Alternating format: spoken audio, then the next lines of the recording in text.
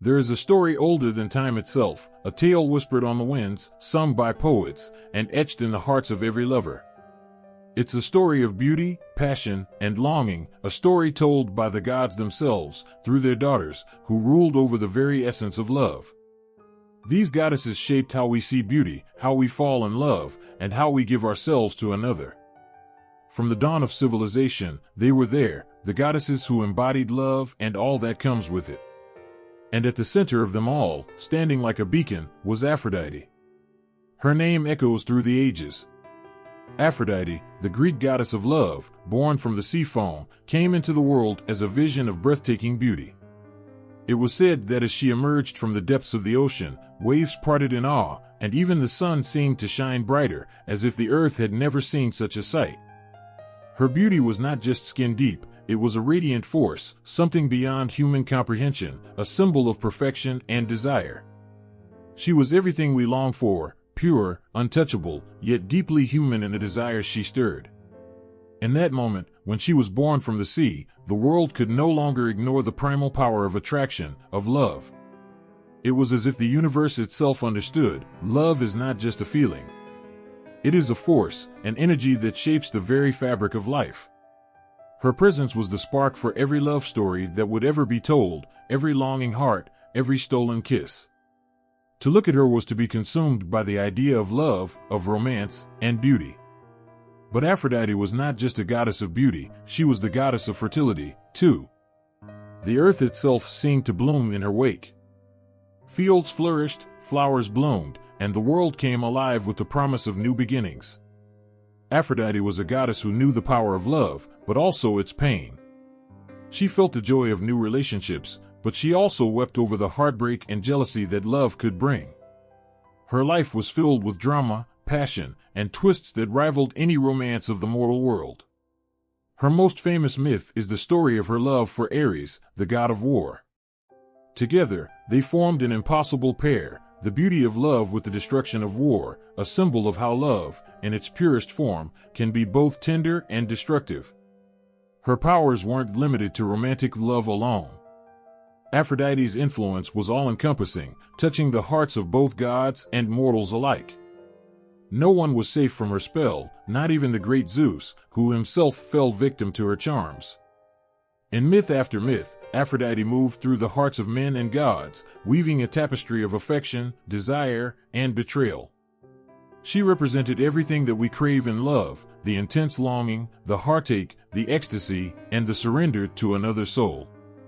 Yet, she was a reminder that love could never be fully controlled, never completely understood. Across the sea in Rome, her counterpart Venus emerged as the epitome of beauty and desire. Venus was not just a symbol of romantic love, but of grace, refinement, and sensuality. In Rome, Venus held a different kind of power, one of political importance and divine favor. She was not only the goddess of love, but also the mother of Aeneas, the hero who would go on to found Rome itself. Venus became the symbol of the Roman ideal, beauty, strength, and the connection between love and empire. In the hearts of the Roman people, Venus was not just a goddess to be adored from afar, she was the embodiment of their very identity, a symbol of what it meant to be Roman, fierce, proud, and forever connected to the power of love and beauty. Venus, like Aphrodite, had her myths and tales, but what made her enduring was the way she was transformed by the culture that worshipped her. To the Greeks, Aphrodite represented an ideal of romantic love that could both lift the soul and destroy it. But to the Romans, Venus was both an ideal and a symbol of something greater, a bridge between passion and power, between sensuality and influence. Her beauty was not just something to behold, it was something to be wielded, admired, and revered, creating an entire cultural foundation built around her image. The symbols associated with Venus were rich with meaning. The dove, a creature of peace, became her sacred animal, but so too did the rose, which grew out of the earth like a symbol of pure desire. The mirror, too, was often in her hand, a symbol of self-reflection, vanity, and the complex nature of beauty. Venus was not just the goddess who inspired love, she was also the goddess who made people see themselves through the lens of beauty, both the outer beauty that could be admired and the inner beauty that came from love and the purity of heart. Aphrodite and Venus were the same goddess, yet they lived in two very different worlds, shaped by their cultures and the people who worshipped them. Still, across time and space, their essence remained unchanged, the goddess who embodies all the aspects of love and beauty. In both Greek and Roman traditions, they served as a constant reminder of love's power to shape the world, to create life, to bring joy, and, sometimes, to bring pain. But these goddesses were more than just symbols. They were mirrors of our deepest desires, fears, and needs. In their stories, we see ourselves, our longing for connection, our vulnerability, our need for love, and our fear of losing it. Whether we are longing for the touch of another, experiencing the euphoria of new love, or grappling with the devastation of heartbreak, the goddess of love is there, guiding us through the emotions that make us human. When we look at these ancient goddesses, we don't just see figures from a faraway past. We see reflections of the very emotions that drive us, that define us, and that connect us to one another. Love and beauty are not just ideals, they are the forces that have always shaped our lives and continue to do so, as real and as potent as the very air we breathe. Aphrodite and Venus were the guardians of that sacred power, and their myths are a testament to how love, beauty, and the longing for connection have always been at the core of what it means to be human. There is a quiet, powerful magic in the way love can heal. It's the kind of magic that stretches across the boundaries of life and death, bending the rules of nature itself. In ancient Egypt, this magic had a name, Isis. She wasn't just a goddess of love, she was the protector of marriage, the embodiment of the eternal bond that held families together, and the fierce, unwavering mother whose love could bring the dead back to life. Isis's story begins in the most heart-wrenching place. She was the devoted wife of Osiris, the god of the underworld. Their love was pure, a union made of trust and devotion, and it formed the very foundation of the universe. But fate, cruel and unpredictable, had other plans.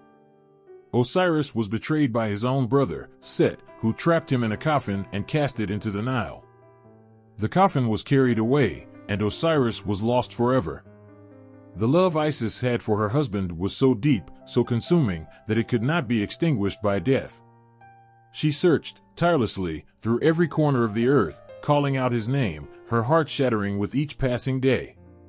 She would not rest, not until she had found him, not until she had brought him home.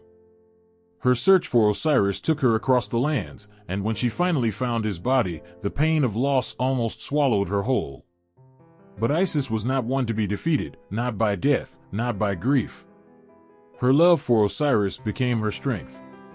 She used her immense power to bring him back to life, proving that love could conquer even the greatest of forces. Through magic, through devotion, and through the purest form of love, she resurrected him.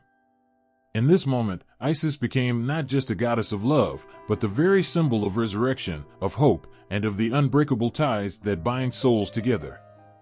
Her love didn't stop at her husband, though. Isis's nurturing spirit extended to all. She was the protector of mothers and children, the goddess who helped women in labor, guiding them through the pain and into the joy of new life. The very symbol of motherhood, she stood as a beacon of strength for all who sought her blessings. Women prayed to her for fertility, for the ability to bear children, and for the safety of their families. Her name was whispered in the quiet of a home, in the midst of labor pains, and the yearning of those who dreamed of holding their own children. Her power, like a steady, calming force, was ever present, never wavering. But Isis wasn't just a goddess of soft, quiet love. She was also a fierce protector, a goddess of magic who could bend the world to her will when her loved ones were threatened. In her role as protector of marriage, she kept the love between husbands and wives sacred and strong. Her magic was not just used for healing, but for safeguarding the bonds of devotion that tied people together. She could bring couples back from the brink of despair, restoring the flame of love when it had been dimmed by hardship. Her love was not weak or passive, it was powerful and transformative. In one of her most famous acts of protection, she saved her son, Horus, from death at the hands of Set, who sought to destroy the child of Osiris and Isis. As a mother, she was relentless. She would stop at nothing to ensure the safety of her son, and her fierce love for him drove her to perform feats of unimaginable strength and courage. Her devotion to Horus made her one of the most beloved goddesses in Egypt. Her role as a mother was inseparable from her identity as a goddess of love. She showed the world that a mother's love was not just unconditional, it was unyielding, unstoppable, and could transcend the barriers of life and death. The symbols associated with Isis are powerful reminders of the strength of love and the depth of her magic. The Ankh, a symbol of life, was often held by her, reminding all who saw it that she gave life, that she nurtured it and protected it.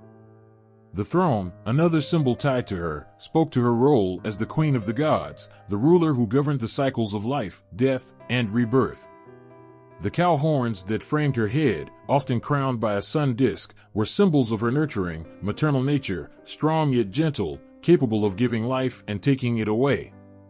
Her influence was not confined to the borders of Egypt. Isis's worship spread far beyond the Nile River, reaching across the Mediterranean world. From Greece to Rome, she was revered not just as a goddess of love, but as a divine protector, a bringer of comfort and healing. Her temples were places where people sought solace, where they could pray for the strength to face their struggles. To worship Isis was to acknowledge the power of love, love that could heal, love that could resurrect, love that could protect. In Egypt, her temples were grand, filled with light and music. Priests and priestesses invoked her name in sacred rituals, calling upon her magic to bless marriages, to help women conceive, and to bring peace and harmony into the homes of those who sought her. In the quiet moments of prayer, the worshippers felt her presence as if she were standing with them, her arms wrapped around them in a comforting embrace. To be in the presence of Isis was to know that love, in its most powerful form, was real, it could heal, it could transform, and it could never be defeated. Isis was more than just a goddess to the people of Egypt. She was a mother, a wife, a protector, a healer, and a symbol of eternal love.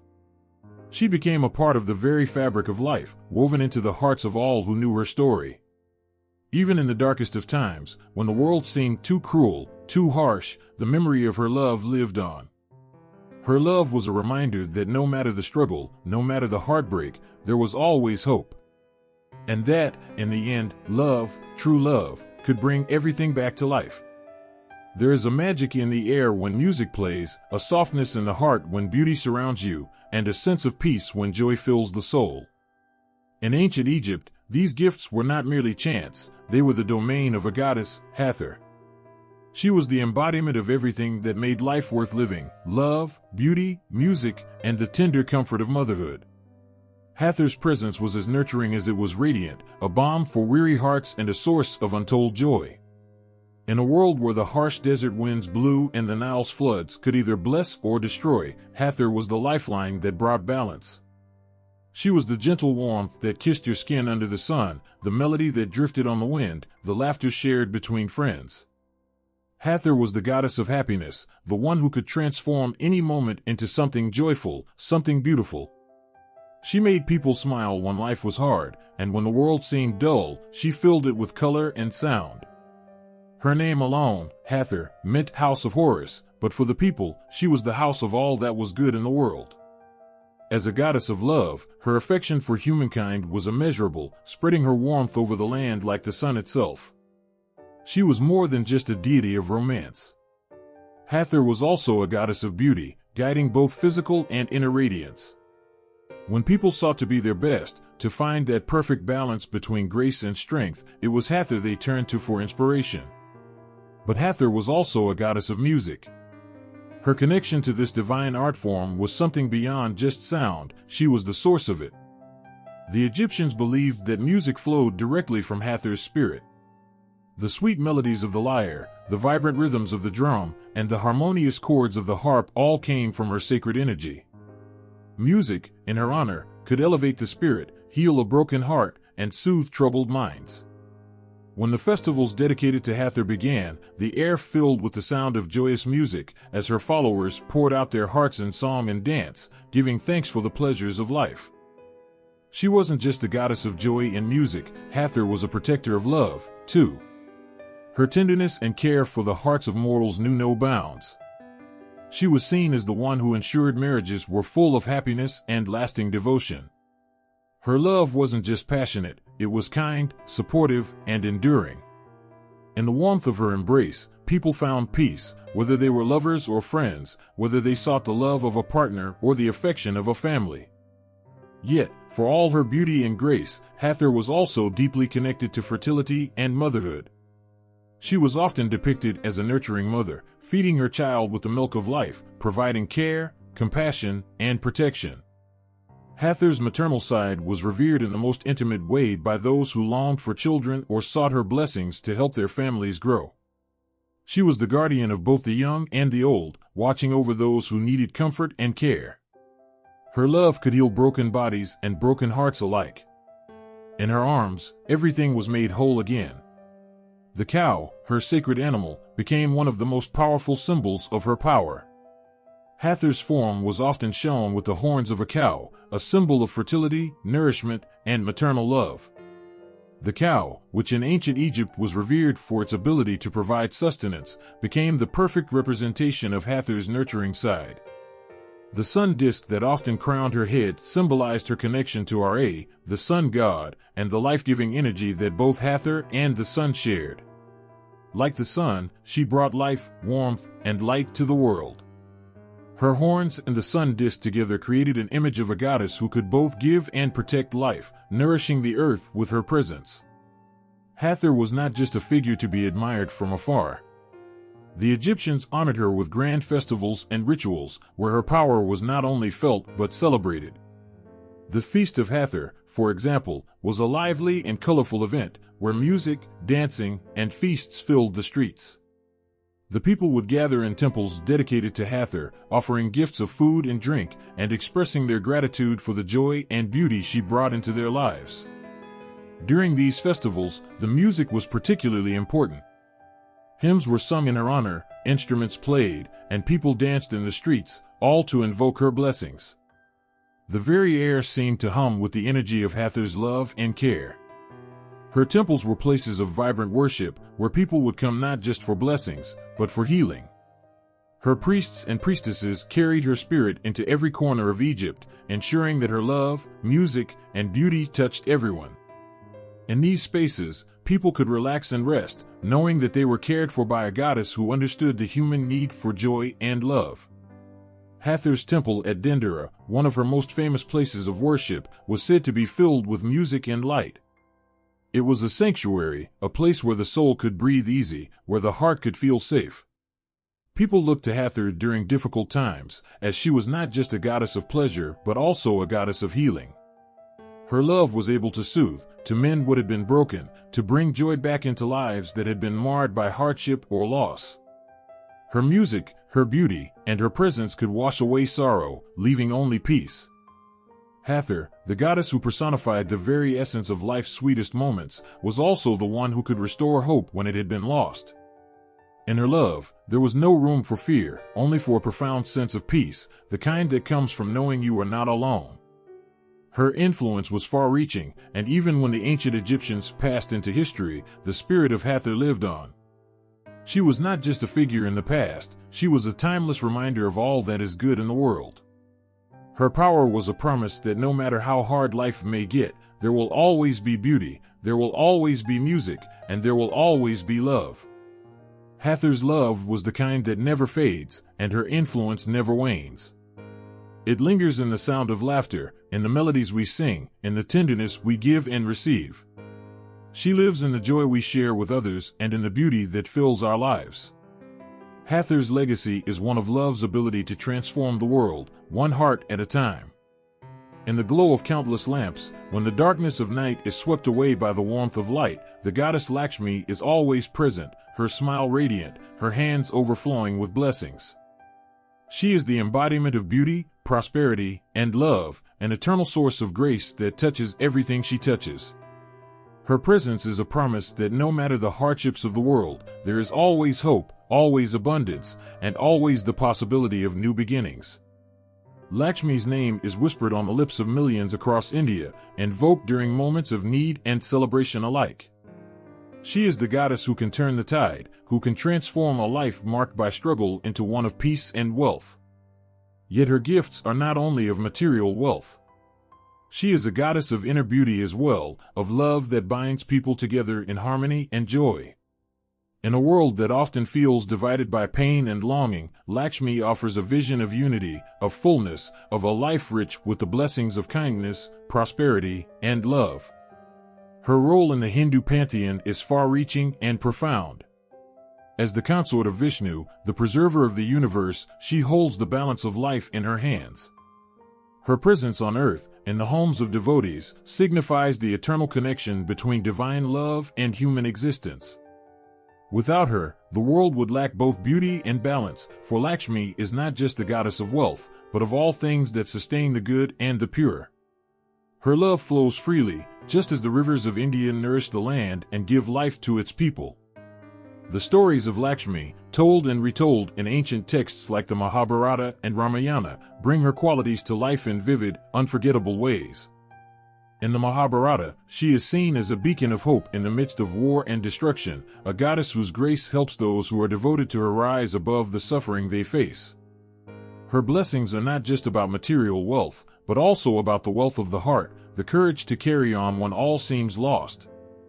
Her divine beauty and love remind us that even in the darkest moments, there is a light that can guide us home. In the Ramayana, Lakshmi's compassion is shown through her unwavering support of her husband, Lord Vishnu. Their relationship is a perfect reflection of the harmony between wealth and love, material and spiritual prosperity. As Vishnu's consort, she is not only the goddess who brings abundance, but also the one who nurtures the heart and soul. Together, they embody the balance between worldly success and the deeper, more eternal aspects of life. Lakshmi's beauty is as boundless as her love. She is often depicted sitting on a lotus, a symbol of purity and spiritual awakening, with gold coins pouring from her hands, a representation of the prosperity she brings. But it's not just the gold or riches that define her. Her beauty lies in her ability to uplift the spirit, to bring peace and joy wherever she resides. It is a beauty that transcends the physical and touches the deepest parts of the soul.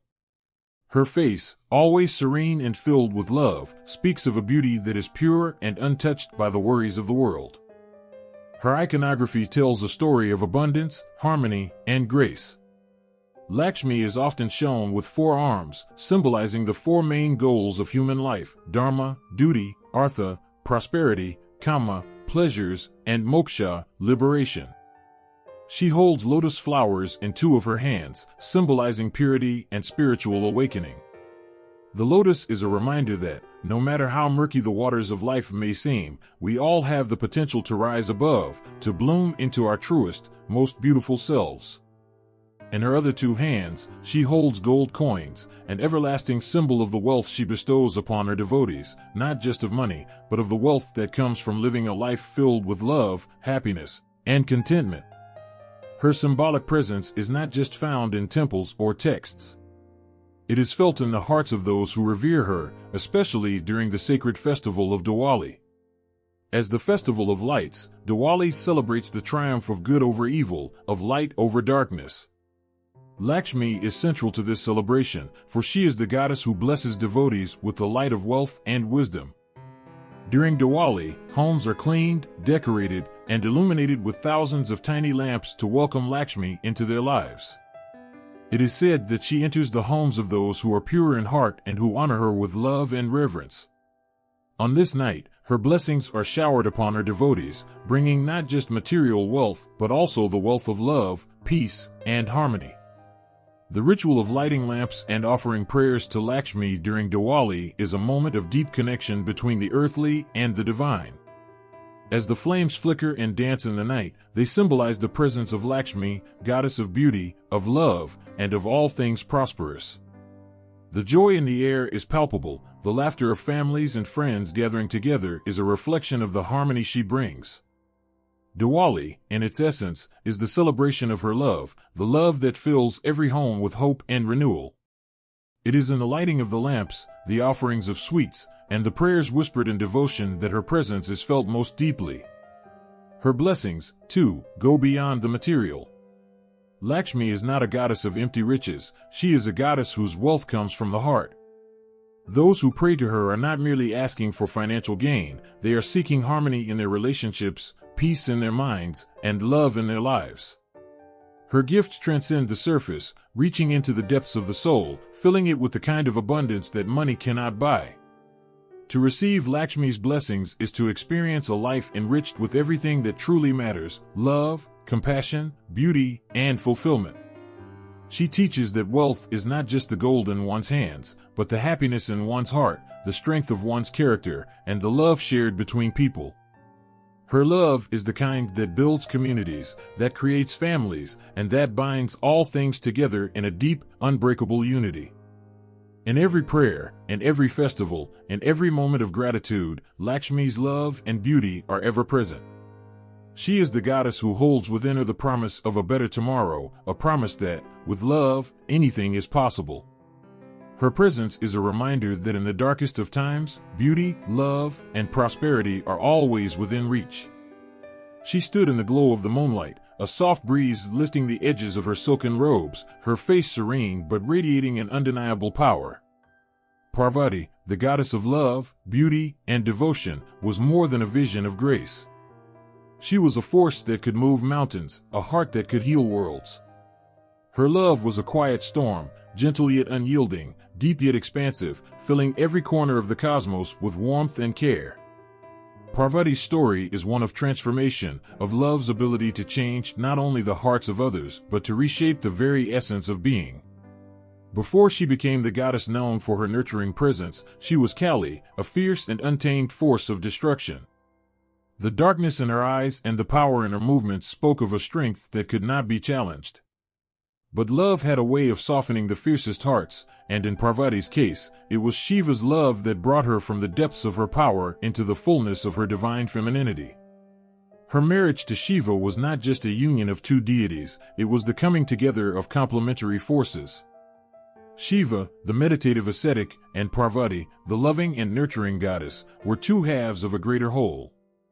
The world watched as their love blossomed, a love that held within it the potential for both great creation and immense destruction.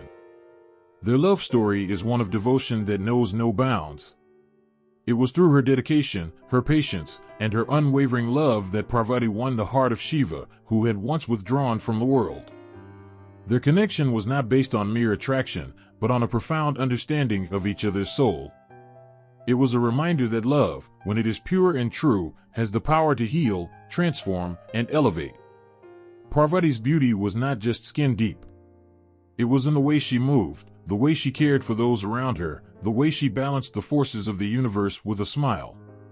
Her beauty was the beauty of a mother who tended to her child, the beauty of a wife who stood by her husband's side through every trial, and the beauty of a goddess who walked the earth with grace, strength, and compassion. The world around her became a reflection of her inner beauty, a beauty that transcended the physical and connected to the very essence of life. Yet her beauty was also marked by strength, a strength that came from her ability to nurture and protect. She was not just a goddess of love and beauty, she was also a warrior for peace, for balance, and for the well-being of the universe. In her eyes, there was no contradiction between love and strength. Her love made her powerful, and her power was fueled by her love. She was the embodiment of divine feminine energy, a force that was gentle and fierce in equal measure. Parvati's devotion to Shiva was not just a tale of romantic love. It was a love that demanded sacrifice, patience, and unwavering belief. She sat in meditation for years, enduring trials that tested her every limit, simply to prove her love and devotion to him. Her journey was one of surrender to the divine will, to the purpose of the universe, and to the love that would bind her soul to Shiva's for all eternity. In her devotion, there was a purity that moved the heavens themselves. The gods watched as Parvati's devotion not only won Shiva's heart, but also brought forth the creation of new life. From their union came two children, Ganesha, the elephant-headed god, and Kartikeya, the god of war. Both children carried the divine spark of their mother, each embodying different aspects of her energy. Ganesha, the remover of obstacles, represented the wisdom and compassion that Parvati had cultivated throughout her life. His love for his mother was deep, his respect for her boundless. In him, Parvati saw the fruits of her nurturing love, his gentle nature and his ability to bring peace and resolution wherever he went. Kartikeya, the warrior god, was a reflection of Parvati's own strength. He was the embodiment of her power, the protector of the cosmos, and the force that fought for righteousness. His spirit, like hers, was fierce and unstoppable when it came to protecting what was good and pure. Parvati's love had created not only children of great wisdom and strength, but also gods who would go on to shape the fate of the universe. In her motherhood, she found yet another layer of herself, one that was powerful, protective, and eternally devoted to the greater good. The symbolism of Parvati's divine feminine energy was not just in her role as a wife or mother, but in her very being. She represented the ultimate balance of strength and compassion, the seamless flow between creation and destruction. As the goddess who nurtured the world, she was also the goddess who could remove obstacles, who could lead her devotees toward enlightenment and liberation. Her energy was both creative and transformative, a living reminder that the divine feminine is not to be underestimated. It is the force that gives birth to life, the power that sustains it, and the love that nurtures it. In every prayer offered to Parvati, and every invocation of her name, there is an understanding that her love is not just a gift, it is a force of nature. It is a love that is constant, unyielding, and profound. She is the divine mother, the wife, and the protector, a goddess who holds the universe together through the strength of her love. Her story is not just one of divine union, but of love's transformative power to shape the world, to heal wounds, and to bind all things in peace. Parvati teaches that love is not just a feeling, it is an energy, a force, a creation that can move mountains and bring forth life. And in that love, there is no weakness, only the purest form of strength. The wind howled across the northern skies, carrying with it the scent of rain and the promise of battles fought beneath a darkening sky. In the midst of this storm, there was a figure who stood tall, her golden hair catching the fleeting light of the fading sun, her eyes fierce yet filled with compassion. She was Freya, a goddess of love and beauty, yet just as much a goddess of war and death. Her dual nature was not a contradiction, but a balance, a testament to the power of love in all its forms, even in the heat of battle.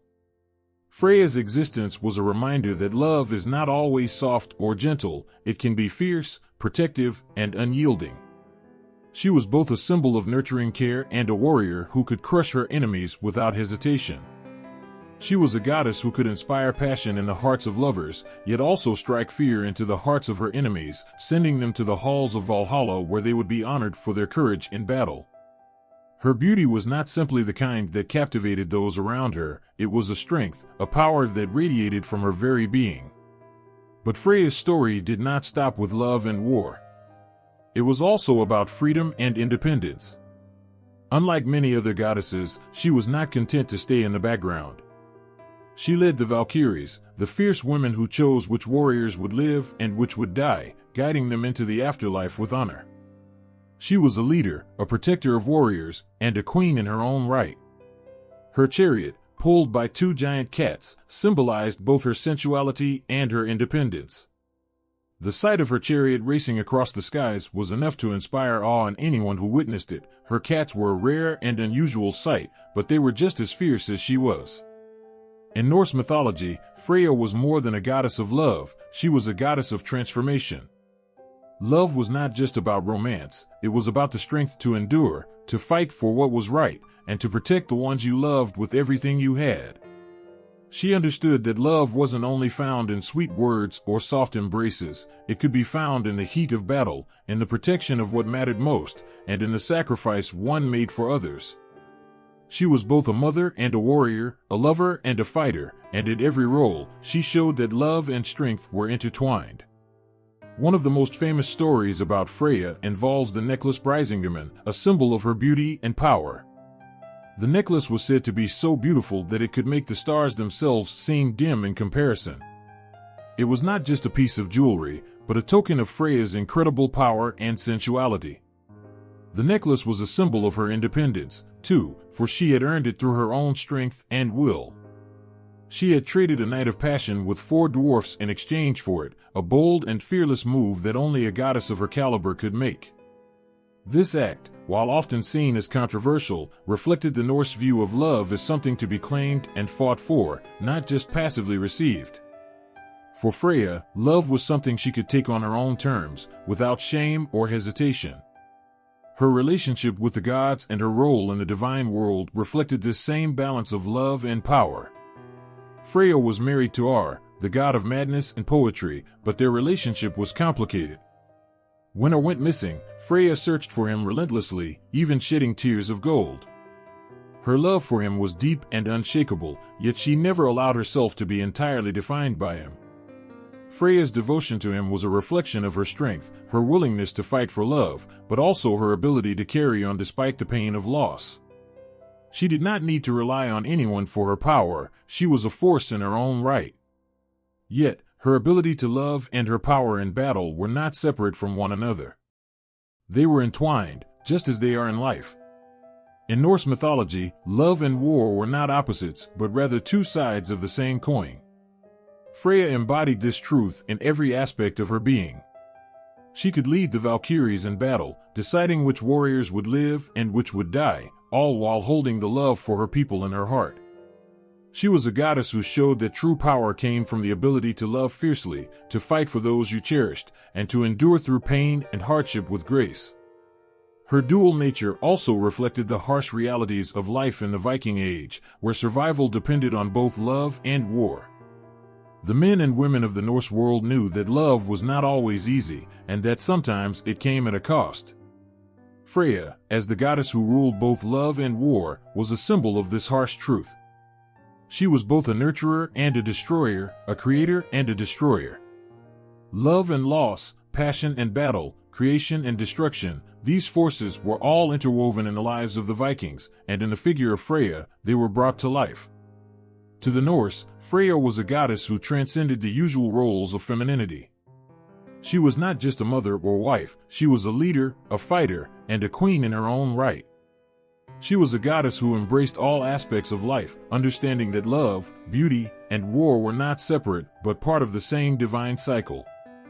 Her ability to move between these roles, nurturing yet fierce, loving yet powerful, made her one of the most complex and revered figures in Norse mythology.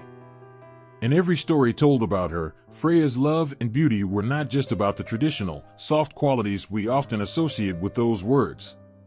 Her beauty was in her strength, in her independence, in her ability to choose her own path.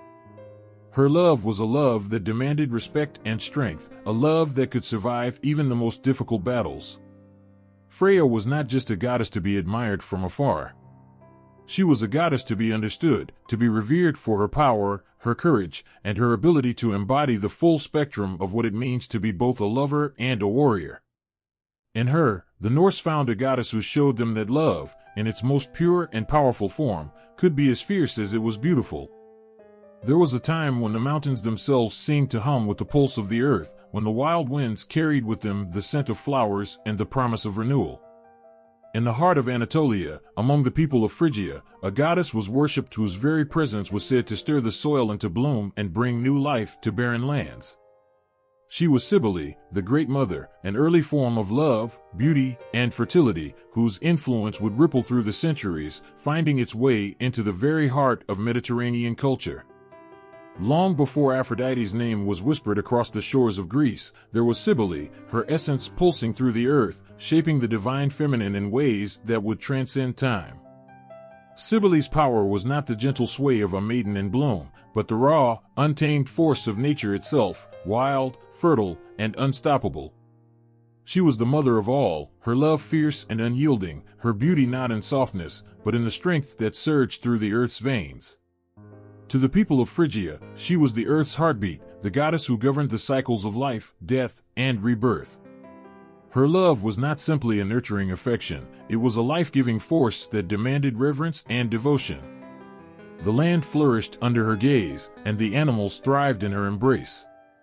Yet she was also a goddess of sorrow and loss, for to bring life was to also endure the heartache of mortality. Her devotees understood that love, in all its forms, could bring both great joy and great pain. It was from Cybele that the later Greek and Roman figures, like Aphrodite and Venus, would draw inspiration, adapting her archetype of beauty and fertility into their own mythologies. Aphrodite, the goddess of love in Greek tradition, would emerge with a softer, more sensual image, but her roots were deeply planted in the soil of Cybele's earlier worship. Aphrodite's story was one of romance and passion, of beauty that captured the heart and soul. But Cybele's influence, though quieter, ran just as deep. Aphrodite's power was built on the foundation Cybele laid, a power that was no less potent for being reshaped over time. In the Eastern Mediterranean, Cybele's festivals were some of the most elaborate and deeply spiritual celebrations of the divine feminine. The Ilaria, a festival held in honor of Cybele, was a riot of joy and color, a time when the lines between the divine and human blurred, and both gods and mortals could unite in the celebration of life. The festival was marked by music, dance, and feasting, with the high priests of Cybele's cult dressed in garments of extravagance, symbolizing both the divine beauty and the fertility that the goddess bestowed upon her followers. Yet there was also an edge of wildness, a reckoning with the untamed forces of nature. Cybele's worship was not always soft or sweet, it was raw and unrestrained, much like the forces of life and love that she represented. Her beauty was not simply ornamental, it was the beauty of the earth itself, alive, powerful, and, at times, overwhelming. The Ilaria, in particular, became a key moment in the year when Cybele's power was recognized and celebrated. The festival was a celebration of the earth's ability to renew itself, and it echoed Cybele's dual nature as both creator and destroyer. The festival's exuberance, its laughter, its songs, its theatrical displays, spoke to the joyous, life-giving side of the goddess. But even amidst the revelry, there was an underlying current of respect, as the participants acknowledged the darker aspects of love and fertility, loss, sacrifice, and the inevitable passage of time. The goddess who could make the flowers bloom was also the one who would watch over them as they withered and died. The ritualistic aspects of Cybele's worship, including the frenzied dances and the elaborate sacrifices, were not just expressions of devotion, they were expressions of the raw, untamable energy of the goddess herself. Her followers would often engage in ecstatic rites, driven by music that echoed through the temples and mountains, calling forth the very spirit of the earth. These ceremonies often took on a powerful, even chaotic, quality, a reflection of Cybele's energy, both creative and destructive, both beautiful and terrifying. This sacred madness, in which the lines between the human and divine blurred, was a central aspect of her worship. It was in this wild expression of devotion that the true nature of love and beauty could be understood, not as something tame and restrained, but as something that could upend the world itself. Cybele's influence, though rooted in the ancient world, rippled outward, leaving an indelible mark on the broader Mediterranean region. As her cult spread to Greece, elements of her power and essence were absorbed into the mythology of Aphrodite. The goddess of love, once born from the sea faun, now inherited the legacy of Cybele's earth-shaking love, a love that transcended the gentle embrace of romantic affection and reached into the very forces that shaped the world. Aphrodite, in her own myth, was beautiful and captivating, but she also held a deeper power, one that came from Cybele's ancient understanding of fertility and transformation. Her worshippers, both in Phrygia and in the lands beyond, honored Cybele not just as a goddess of beauty, but as a goddess who embodied the cycle of life itself. She was love and passion, yes, but also sacrifice and rebirth. Her rituals did not simply glorify beauty, they honored the strength that lay behind it. Beauty, in Cybele's world, was not just something to be admired, it was something to be revered, something that demanded respect. Her love was the love of the earth, the love of life itself, a love that could be both tender and fierce, gentle and overwhelming. In the quiet of dawn, when the winds would stir the leaves, there was an ancient sense of peace and power that seemed to rise from the earth, as if the very ground beneath one's feet was alive with the heartbeat of the goddess. It was in these moments, when the world was still, that the true meaning of Cybele's love could be felt, a love that was both eternal and fleeting, tender and powerful, fierce and beautiful. It was a love that could transform, heal, and give new life to the world around it. And in this love, there was a beauty that was as wild and untamed as the earth itself. In the heart of the river, where the water swirls like liquid gold beneath the setting sun, there is a presence that feels both ancient and timeless, like the very pulse of the earth itself. Ashen, the Yoruba goddess of love, beauty, and fresh waters, moves gracefully through the currents, her spirit entwined with every drop. Her beauty, like the river she governs, flows effortlessly, capturing the hearts of those who encounter it. Her waters, sweet and nurturing, have the power to heal the deepest wounds, both physical and emotional, and her love flows freely, as generous as the river's endless currents. Ashen is more than a goddess, she is the embodiment of grace and fertility, a figure whose presence is a blessing to all who seek her. In the Yoruba pantheon, she is known for her gentle yet powerful influence, bringing balance and harmony to the lives of those who honor her. Her beauty is not the kind that merely turns heads, it is the kind of beauty that seeps into your soul, the kind that makes you believe that, no matter how heavy your burdens, everything will be okay. Her love, too, is not ordinary, it is the kind that heals, transforms, and gives life. The river, where Ashen reigns, is not just a body of water. It is a sacred space, a place where the world of the living meets the spirit world. The water is alive with her power, and those who bathe in it or drink from it feel her divine presence. People turn to her for many things, but most often for love, fertility, and healing. She is a goddess of renewal and creation, and her influence flows through every life-giving stream. Just as the river nourishes the earth, so too does Ashen nourish the heart and spirit of those who seek her. Her connection to water is not just symbolic, it is a deep, profound bond. The river that she controls is not only a source of life, it is a mirror to the soul. To walk alongside Ashen is to walk with the rhythm of the earth itself, to listen to the secrets whispered by the current, and to feel the tenderness of the goddess's love. The waters she governs are not harsh or overpowering, they are soft and soothing, like the touch of a mother's hand, gentle yet capable of transforming everything they touch. To drink from her river is to experience the sweetness of life itself, and to feel her love wrap around you like a warm embrace. Gold is Ashen's sacred color.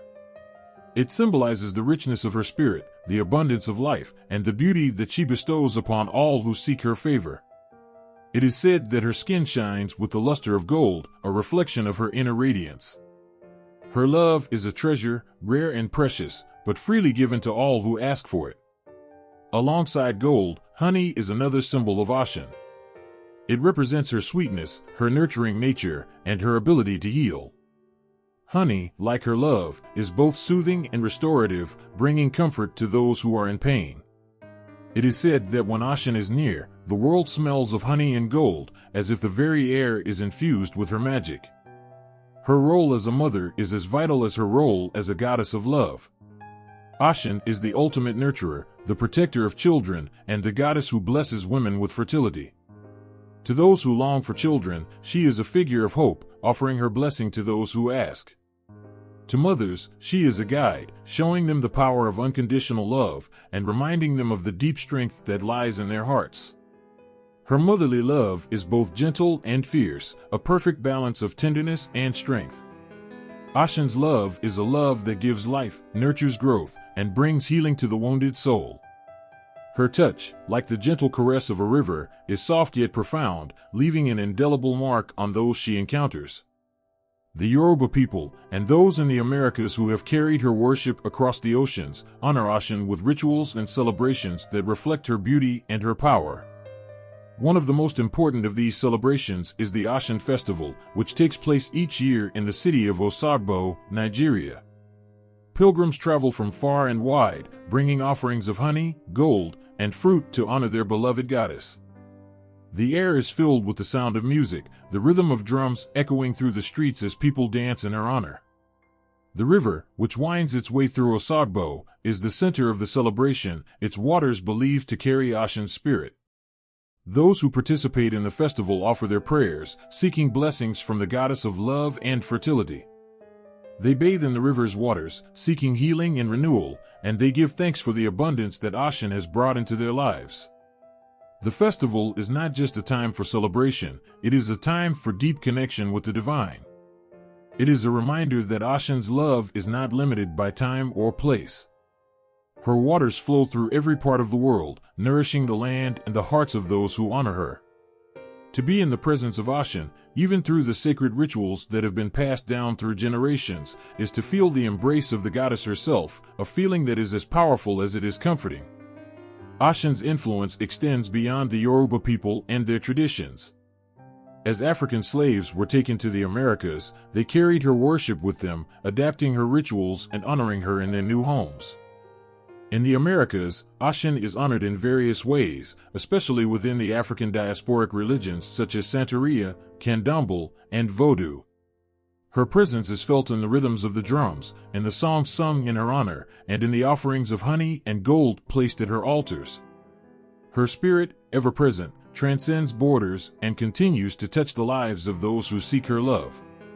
To honor Ashen is to recognize the sacredness of love, beauty, and life itself. She is the embodiment of all that is nurturing, healing, and pure. In her waters, there is the promise of renewal, of healing, and of a love that is as vast as the rivers she controls. She teaches us that beauty is not only found in the surface, it is found in the depths of the heart, in the quiet moments of grace, and in the gentle touch that brings life to all things.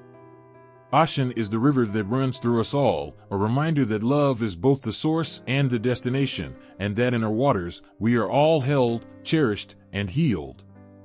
There is a story that echoes through time, of a goddess whose beauty shone so brightly it could light the heavens, and whose heart was as fierce and wild as the storms that raged across the earth. Inanna, the Sumerian goddess of love, beauty, and the underworld, embodied both the tenderness of life and the inevitable pull of death. Her tale is one of love's power, but also of the dark depths where life and death intertwine, each holding the other in a delicate balance. It is a story that begins with the heights of joy and beauty, only to descend into the darkest corners of existence, a journey that tests the soul's endurance and strength. Inanna's journey to the underworld is a tale that carries with it the weight of both sorrow and revelation. She stands at the gates, her golden crown resting proudly upon her head, ready to face the unknown. Her descent is not out of fear, but out of curiosity and resolve. She is a goddess not afraid to confront the very things that would shatter lesser beings, death, darkness, and loss. It is a journey that reflects the truth that, in order to fully understand life and love, one must also understand its opposite, death. This descent into the underworld, where her powers are stripped from her one by one, reveals the vulnerability that lies beneath her beauty. It shows that even the strongest, most radiant beings must, at times, be humbled by forces beyond their control. As Inanna journeys deeper into the dark realm, she is confronted with her own mortality. With each step, she loses something of herself, her symbols of power removed until she stands naked and powerless before the goddess Ereshkigal, the queen of the underworld. Inanna's beauty and strength, the very qualities that made her a figure of worship on the earth, are of no use to her here. Her descent becomes not just a physical journey but a spiritual one, a reminder that even the most beloved and powerful must face their own darkness. Inanna's story is a mirror to every soul that has ever loved deeply, only to be faced with the haunting question of what happens when love fades, or when life slips away. But her journey does not end in darkness. Inanna's story is not merely one of death, it is also a story of resurrection. The beauty of this goddess is that even in the depths of the underworld, her light is not fully extinguished. It is through her descent, through the shedding of her power and beauty, that she begins to understand the true nature of both life and love. It is in the darkest place that she finds the strength to rise again. The gods above, moved by her loss, send a messenger to bring her back to the living world. Her return marks a profound moment of transformation, both for Inanna and for those who worship her.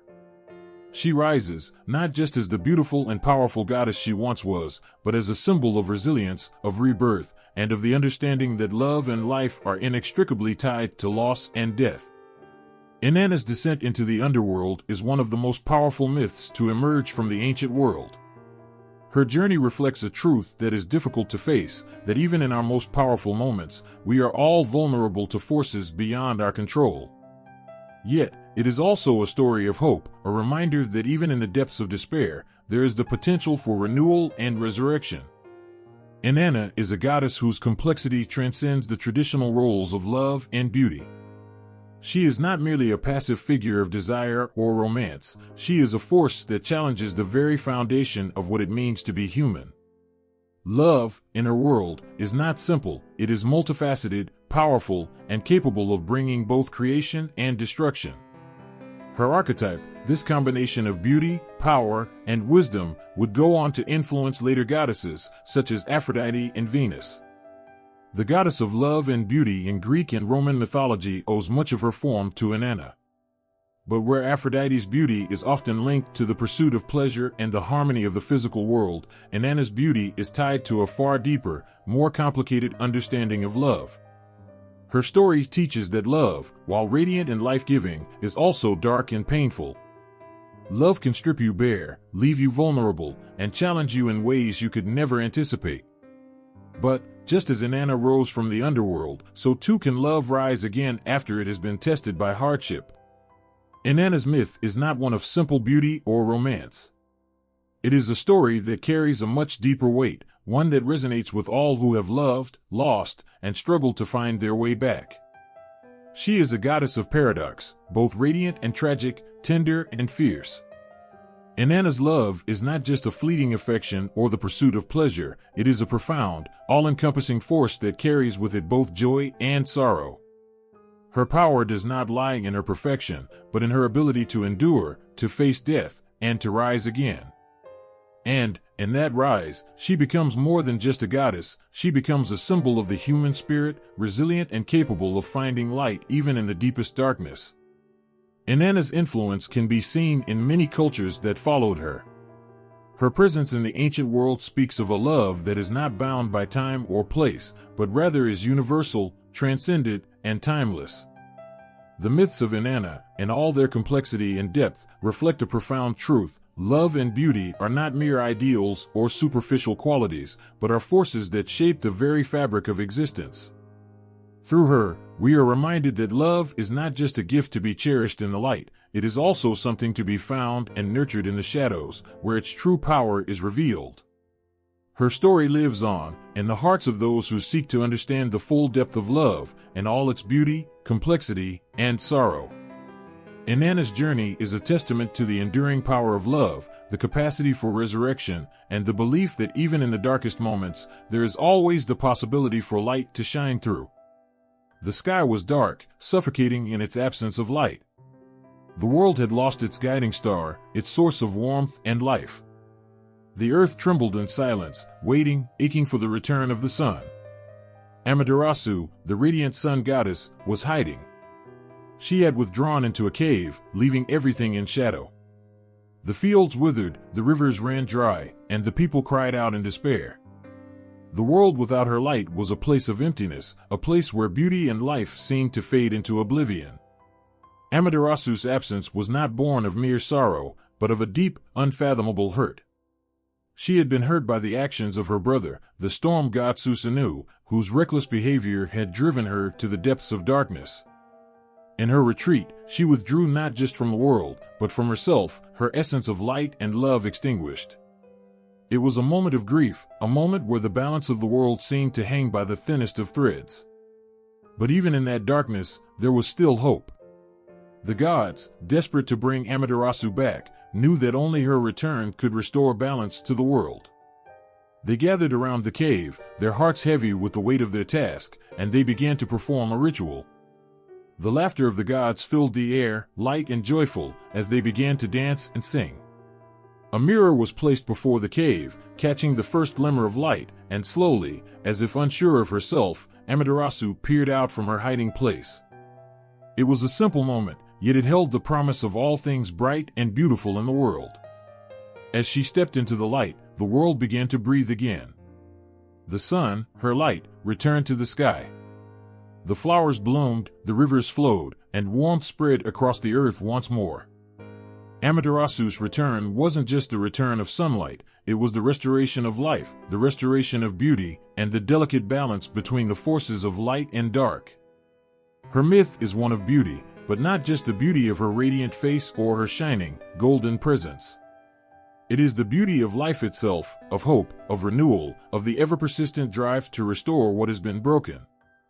Amaterasu's light is not just a physical phenomenon, it is a symbol of the purity and clarity that lies at the heart of the world. Her light is the force that allows life to grow, that nourishes the earth, and gives meaning to all that it touches. Without her, everything is barren, shrouded in darkness. But with her, everything flourishes. Amaterasu's radiance isn't just a literal brightness, but a reflection of purity and grace. She represents the highest ideals of beauty, not just in the way she glows, but in the way her very being uplifts the world around her. Her beauty is not one of vanity or superficial allure, it is the beauty of life itself, the beauty of goodness, of balance, and of the natural cycles that govern all existence.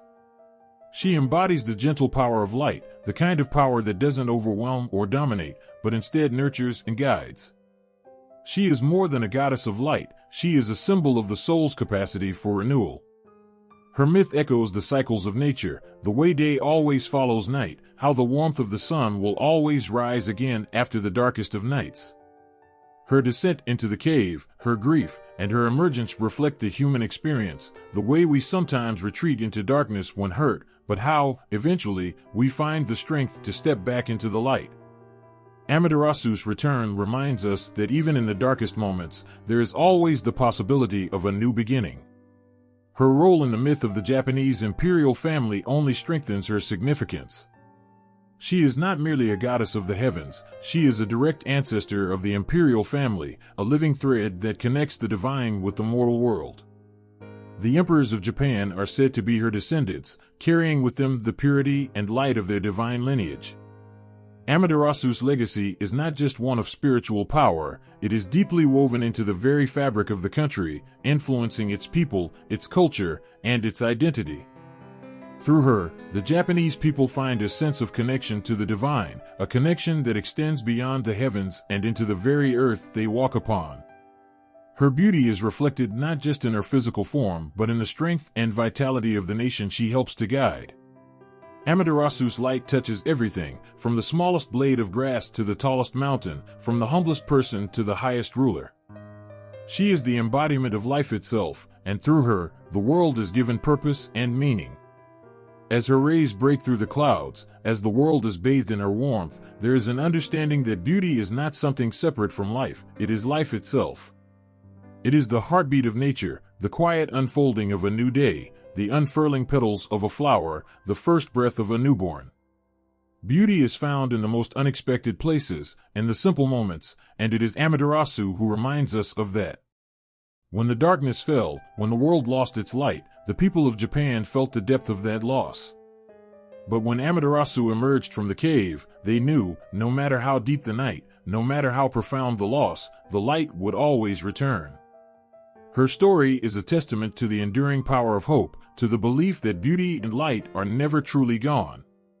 They may hide, they may retreat into shadows, but they will always come back, shining brighter than before. Amaterasu's role as the goddess of light, beauty, and life is not simply a myth, it is a living, breathing presence that sustains the very world in which we live. She is the promise of a new dawn, the reminder that beauty is not just something to be admired from afar, but something that is woven into the very fabric of life itself. With her light comes warmth, with her purity comes strength, and with her radiance comes the hope that no matter how dark the world may become, the sun will always rise again. The sound of war drums echoed through the night, sharp and steady, as warriors prepared for battle. Yet, in the midst of it all, a soft, enchanting melody drifted across the camp, the unmistakable call of desire and passion. The flickering of torches lit the faces of the soldiers, hard and cold, ready for the violence that awaited them. But it was Astarte, in her dual essence, who stood at the center of it all, the goddess of love and war, guiding them, both through the heat of battle and the quiet moments of longing. She was not a goddess who could be defined by a single trait. She embodied the delicate balance between creation and destruction, beauty and violence, love and bloodshed. Her presence was felt as much on the battlefield as it was in the chambers where lovers whispered sweet promises. Astarte was the fierce protector of those she cherished, but also the destroyer of those who dared to cross her. She was not a passive goddess, waiting in the shadows. Her beauty and allure were as deadly as the sharpest sword, and her love could ignite the flames of a firestorm or calm the tempest in an instant.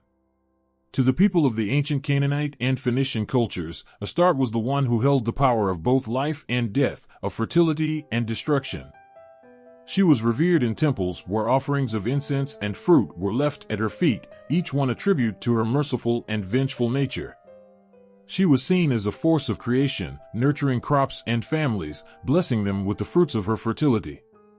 And yet, when angered, she could also turn her gaze to the battlefield, leading armies with the same grace and ferocity she offered to her lovers.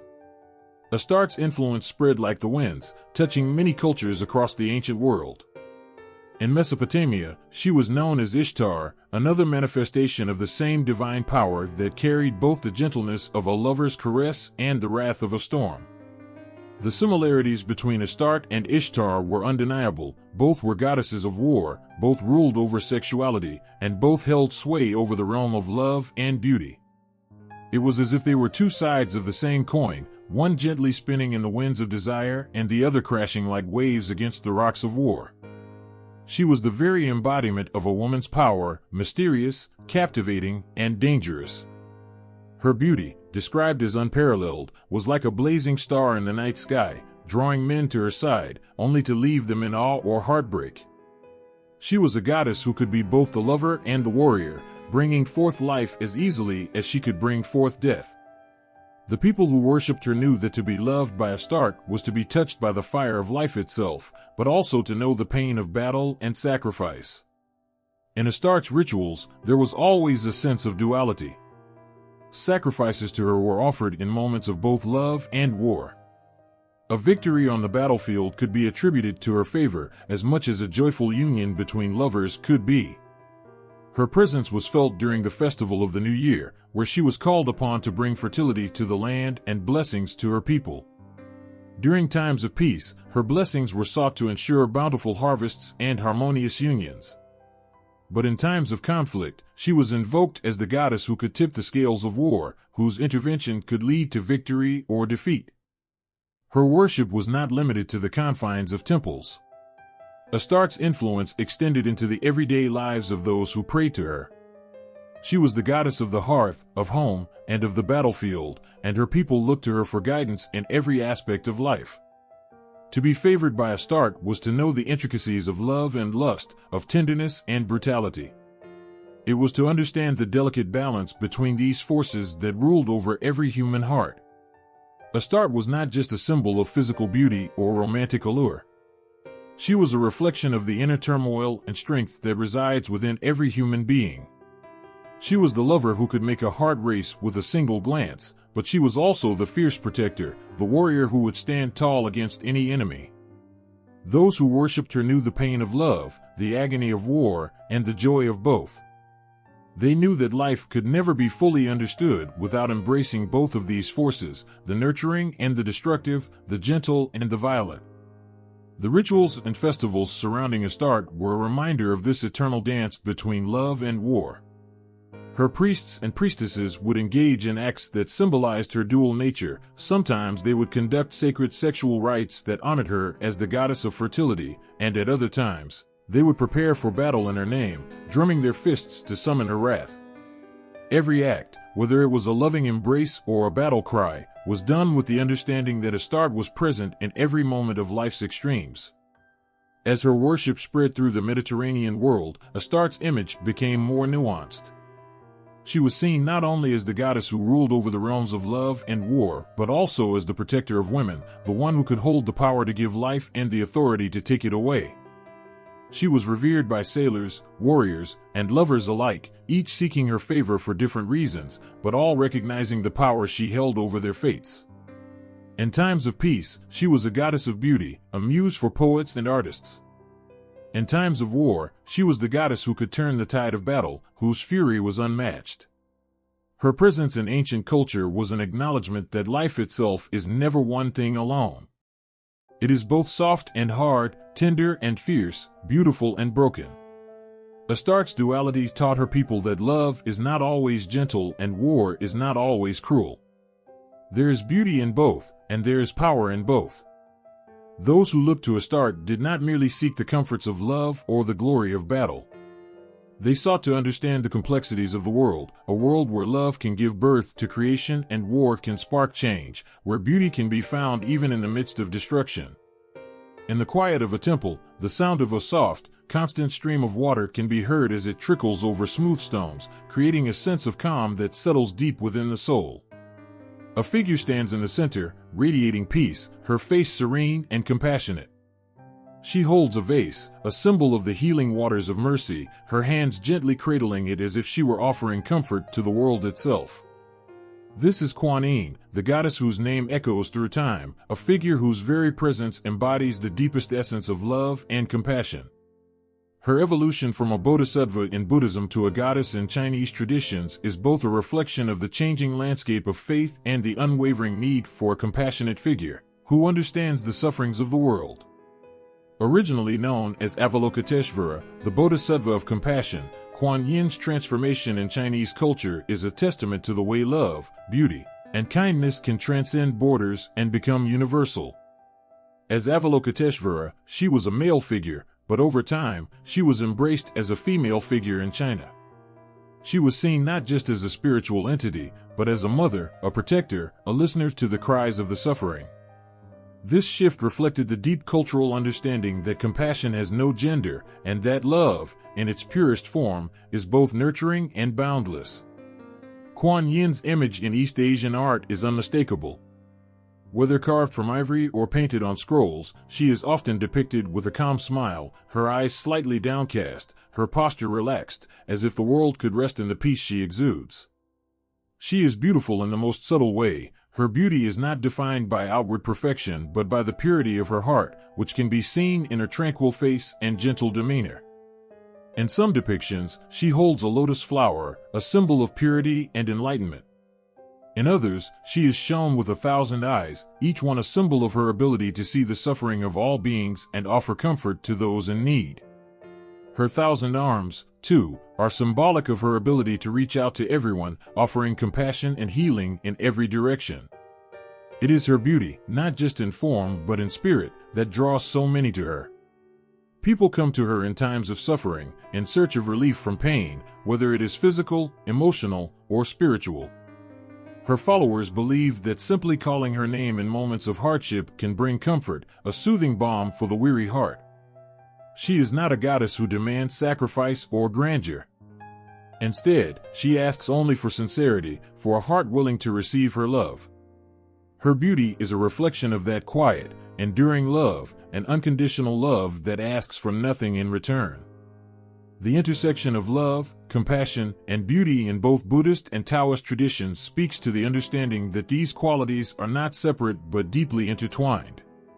In Buddhism, Kuan Yin is revered as the embodiment of compassion, her role to listen to the suffering of all beings and provide a path to healing.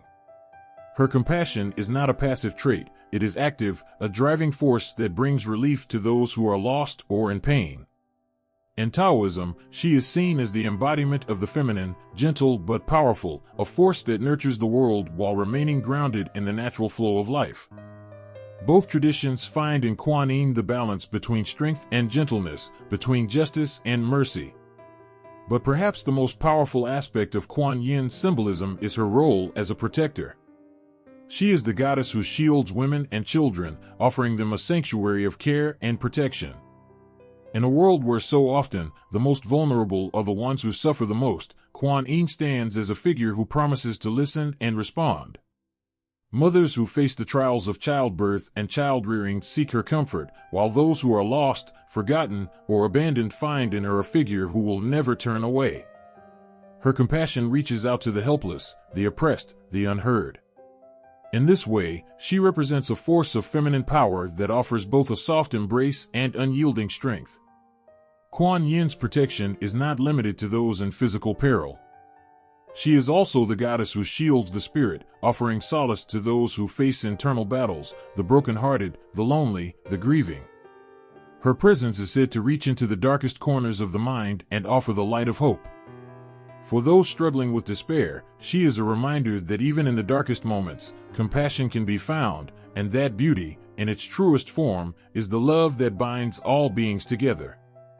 Her compassion is not just an abstract concept, but something tangible that can heal, restore, and renew. The rituals and prayers offered to Kuan Yin are often simple yet powerful.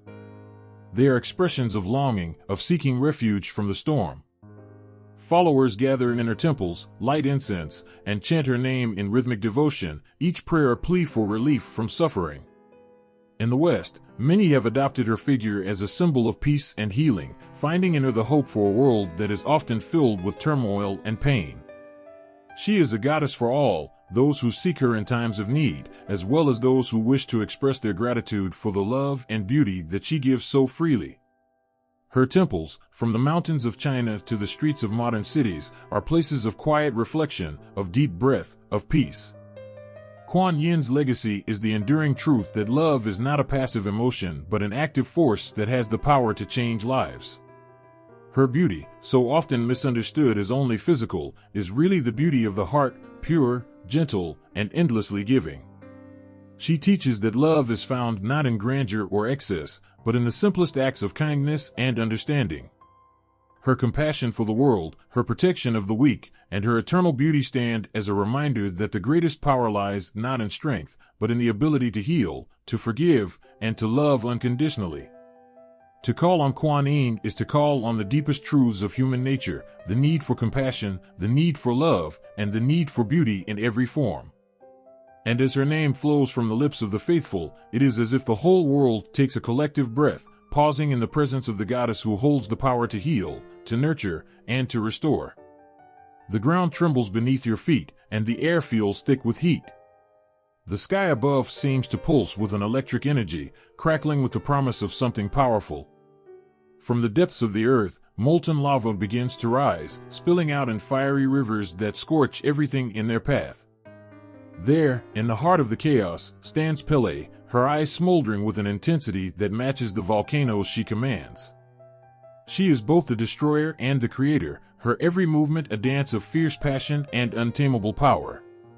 Pele is not just a goddess, she is a force of nature itself, her very being tied to the land and the fire that erupts from deep within the earth.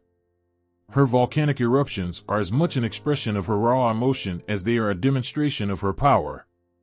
In Hawaiian mythology, Pele's fiery nature is both feared and revered.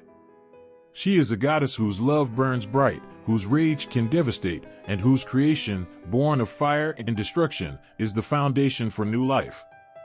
Her beauty is not one of delicate, gentle grace. It is a beauty forged in the fires of her emotions, wild and untamed. Pele is sensual, her power wrapped in a raw, magnetic force that draws people in. Her presence is like the heat from the molten lava itself, impossible to ignore, overwhelming, yet mesmerizing. Her beauty is the beauty of the earth itself, full of contrasts. It is both seductive and dangerous, a reminder that love and fire cannot exist without one another, that passion and destruction are often two sides of the same coin. But Pele's story is more than one of fire and beauty, it is a tale of love and rivalry that speaks to the depths of the human heart. Pele's love is fierce, a love that knows no boundaries and leaves nothing untouched. Her relationships with other deities are charged with the intensity of her emotions, marked by both deep affection and bitter rivalry. One of her most famous tales is her ongoing conflict with her older sister, Namako Kai, the goddess of the sea. Their rivalry is legendary, rooted in jealousy, love, and the clash of opposites. Pele's passion for her home, the volcanic peaks, and her desire to rule over them sparks a relentless war between the forces of fire and water, the very elements that define their domains. It is a struggle that mirrors the internal battles of the human soul, where love and rivalry, creation and destruction, are often in constant tension. Yet, beneath her fiery exterior, there is a tenderness to Pele. She is the protector of the land, the goddess who ensures that the earth continues to renew itself, that life is born from the ashes of what has been destroyed. The Hawaiian people revere Pele not only for her power, but for her role as the creator of new life. After the volcanic eruptions, the land that is left behind is rich and fertile, ready to support new growth. In this way, Pele is a goddess of rebirth, whose destruction is not the end but the beginning of something new and beautiful. This cycle of destruction and creation is at the heart of her myth, a reminder that even in the most violent of storms, there is always the promise of something new on the other side. Pele's love, fierce and untamable, is not just for her family or her land. It is a love for all things alive, for the earth and the creatures that inhabit it. She is known to be both compassionate and unpredictable, showing mercy to those who honor her, while punishing those who disrespect the land she protects. The Hawaiian people have long held rituals and ceremonies in her honor, offerings made to appease her and to seek her favor. These rituals are often performed near active volcanoes, the very heart of Pele's domain, as a sign of reverence for the goddess who gives life through destruction. There is a deep understanding in Hawaiian culture that to live in harmony with Pele is to honor the natural forces that shape the world. Her power, though often associated with destruction, is also a source of inspiration. Pele teaches that to love is to be vulnerable, to pour one's heart into something and risk it being consumed by the very passion that fuels it. Her story is one of embracing all that life offers, the joy, the beauty, the love, and the inevitable pain that comes with it. Her fire is not just a force of nature, it is a symbol of the passion that resides within us all. In Pele's world, nothing is ever truly lost, because from the ashes, new life rises. Rituals surrounding Pele are varied, but all are rooted in respect for the goddess and the forces she embodies. The Hawaiian people offer prayers, dance, and songs in her honor, seeking her guidance and protection. They understand that Pele's presence is not to be feared, but to be embraced. For those who approach her with respect, she offers the warmth of her love, a love that can ignite the soul and light the path forward. But for those who disrespect her or take from the land without gratitude, Pele's wrath is swift and unforgiving. She teaches that love, like fire, must be respected. It can warm and nourish, but it can also consume everything in its path if not treated with care. In every eruption, in every crack of the earth, Pele's story is told again, her love, her power, her rage, and her beauty. The islanders continue to honor her, knowing that she is a living, breathing part of the world around them. Pele is not just a myth or a deity, she is a living embodiment of the forces that shape the world: love, destruction, creation, and rebirth. She is a reminder that in the heart of every fire, there is beauty, in every storm, there is a chance for renewal, and in every act of destruction, there is the seed of creation waiting to sprout. Her beauty is not the delicate kind seen in still images or calm waters. It is the kind that ignites the soul, the kind that rages like fire and burns like passion. Pele is the reminder that love is not always gentle, it can be fierce, powerful, and transformative. And in that transformation, we find the deepest beauty. The earth trembles. The sky is split by the roar of thunder. And in the heart of the storm stands a figure, her eyes burning with righteous fury, her form radiating an aura of absolute power. She has 10 arms, each holding a weapon capable of slaying any enemy, defending the innocent, and maintaining the balance of the universe. Durga, the warrior goddess, stands unyielding, her beauty glowing not with delicate grace, but with an untamable strength that demands reverence.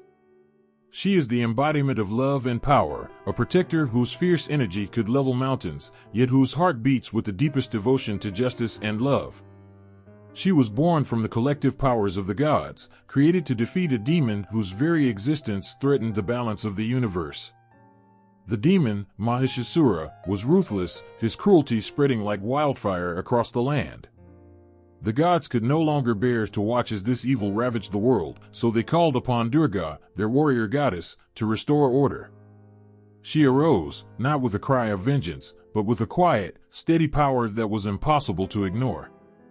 With every weapon she wielded, every arm that struck, she fought not only for justice, but for the very essence of love that the world was built upon. Her beauty is not the kind we usually imagine when thinking of goddesses. It is not soft or serene, but wild and radiant in a way that is almost terrifying. Durga's beauty comes from her power, her ability to command the universe, her courage to fight for what is right, and her commitment to protecting the innocent. She is not a goddess defined by delicacy or vulnerability.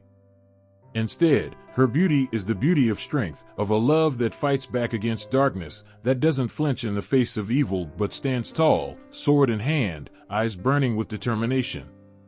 In her form, beauty and strength are intertwined, her divine power only adding to the allure that draws the faithful to her side. Each of Durga's 10 arms tells a story of her multifaceted power. One arm holds a sword, another a bow and arrow, each weapon representing the tools with which she defeats evil. She is not only a warrior, but a protector, someone who steps in when the world is on the brink of destruction.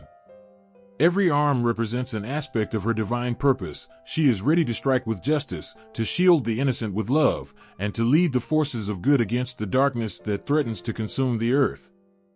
The balance between power and love is woven into every movement she makes, every battle she fights. Durga is a protector, but her protection comes with the sharpness of a sword, the precision of an archer, and the unyielding force of a lioness hunting for her young.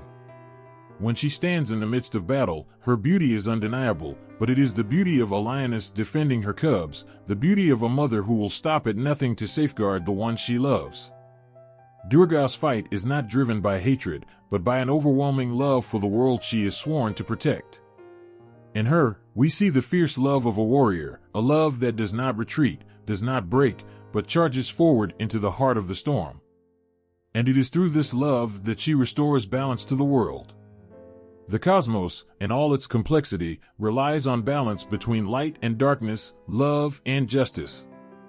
Durga's role is to ensure that the forces of evil do not tip the scales too far, that the balance of love and justice remains intact.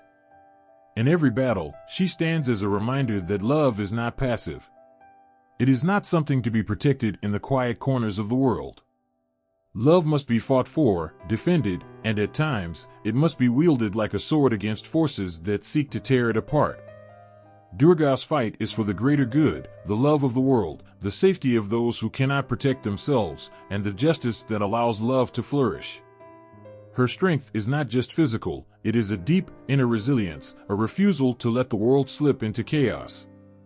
Her beauty is not something delicate to be admired from afar, it is a beauty that inspires action, that moves the heart to fight for what is right. She does not ask for worship, she demands it with the clarity of her purpose. Her beauty challenges those who look upon her to rise to the occasion, to fight for justice, to love fiercely, to protect what is pure and good. The stories of Durga are not just tales of battle and war, they are reminders of the divine feminine energy that exists in every person, the power to fight for love and justice, to defend what is vulnerable, and to strike down evil with unwavering precision. She is not a figure of gentle grace, she is the embodiment of love that does not cower, that rises when all seems lost, and that protects what is precious. Durga's love is fierce and transformative, it challenges, it empowers, and it stands unflinching in the face of darkness. And in this fierce love, Durga's true beauty is revealed. She is the goddess who embodies the truth that love does not always look soft. It can be a raging fire, a storm that clears the sky, a sword that strikes through the heart of evil. In her beauty, we see the reflection of the world's need for protection, for justice, for a love that does not falter under pressure. Her love is a love that shields the world, that does not retreat when the battle gets tough, but presses forward with the might of 1,000 warriors. Her strength is the ultimate symbol of love, the love that will fight for what is right, the love that will not let the world slip into darkness without a fight. Durga's presence is a call to action, to stand up, to protect, to love with every fiber of your being. Her 10 arms are not just a symbol of power, they are a symbol of her devotion to those she loves, her commitment to maintaining balance, and her readiness to defend those who cannot defend themselves. Durga's beauty is the beauty of strength, of love, and of a warrior who will always fight for what is just. She stands as a beacon, a shining example of the power that comes from love, the force that exists when love meets the courage to act.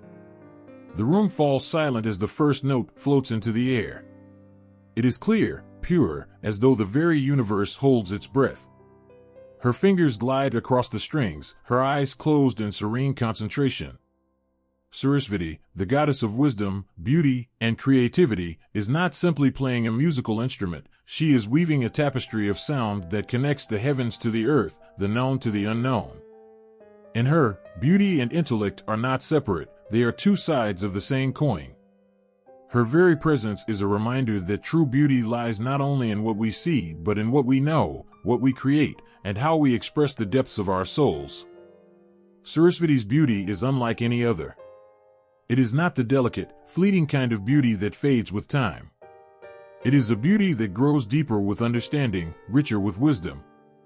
Her form exudes an elegance that comes not from outward appearance alone, but from the power of her intellect, her creativity, and her spirit. She is dressed in white, a symbol of purity, and sits on a lotus, a flower that blooms even in the murky depths. She holds a veena, a stringed instrument, and with every note she plays, she unlocks the vastness of the mind and the heart. Her beauty is quiet, profound, and full of grace, the kind that doesn't demand attention but draws it effortlessly, as the sun draws the morning. There is something mesmerizing about how Sarasvati moves through the world. Her beauty is in her wisdom, her ability to connect deeply with the arts, with the rhythms of the universe. Her very being is an expression of creativity. She is the goddess who nurtures the seeds of music, literature, and learning, allowing them to bloom and flourish. When she plays her veena, the world listens. The very air vibrates with the harmony she creates, and in that harmony, people are reminded of the power of knowledge, of art, of expression. Sarasvati's music is not just a sound, it is a bridge to understanding, a path to enlightenment. In her hands, the veena is more than an instrument, it is the channel through which the divine flows into the world. The strings resonate with the truth that all creation is born from the union of thought and sound, intellect and emotion. As she plucks the strings, Sarasvati teaches that beauty is not passive, it is active, it is alive, and it calls us to be part of it. The beauty of music, of art, of knowledge, is not just in the finished product. It is in the process, the learning, the discovery, the creation. Sarasvati embodies this truth, and every note she plays speaks of the importance of nurturing our creativity, our intellect, and our spirit. But Sarasvati's wisdom is not confined to the arts alone. It is the wisdom that knows that knowledge is a tool for good, a means to elevate humanity. Her intellect is not cold or distant, it is a deep well of understanding that flows with compassion and love. Sarasvati's beauty is in her mind, in the way she sees the world, and her ability to teach and inspire others. She is the goddess who lights the path of learning, guiding all who seek wisdom, whether they are scholars, musicians, artists, or dreamers. She is not just the goddess of what we know, but of how we use that knowledge to build, to create, to heal. Sarasvati's wisdom is the antidote to ignorance. Her beauty is a reflection of the light that knowledge brings into our lives. It is the light that dispels the darkness of confusion, that guides us when we are lost, that elevates us to higher realms of understanding. Her presence is a reminder that wisdom is not something separate from beauty, but that the two are intertwined. True beauty does not come from the surface, it comes from within, from the wellspring of knowledge and creativity that flows in every moment we engage with the world. When we look at Sarasvati, we see a goddess whose beauty is not limited by the physical. She is the embodiment of the idea that beauty is something that comes from within, a quality that grows with wisdom and understanding. It is in the way she teaches, in the way she inspires, in the way she brings creativity into the world. Her beauty is in her words, her music, and her teachings. It is in the way she fills every space she enters with light, with clarity, with the power to create and transform. In every stroke of her veena, and every word she speaks, Sarasvati opens our eyes to the truth that beauty and wisdom are inseparable. She shows us that beauty is not just about appearance, it is about how we engage with the world, how we use our minds, our creativity, our hearts to make a difference.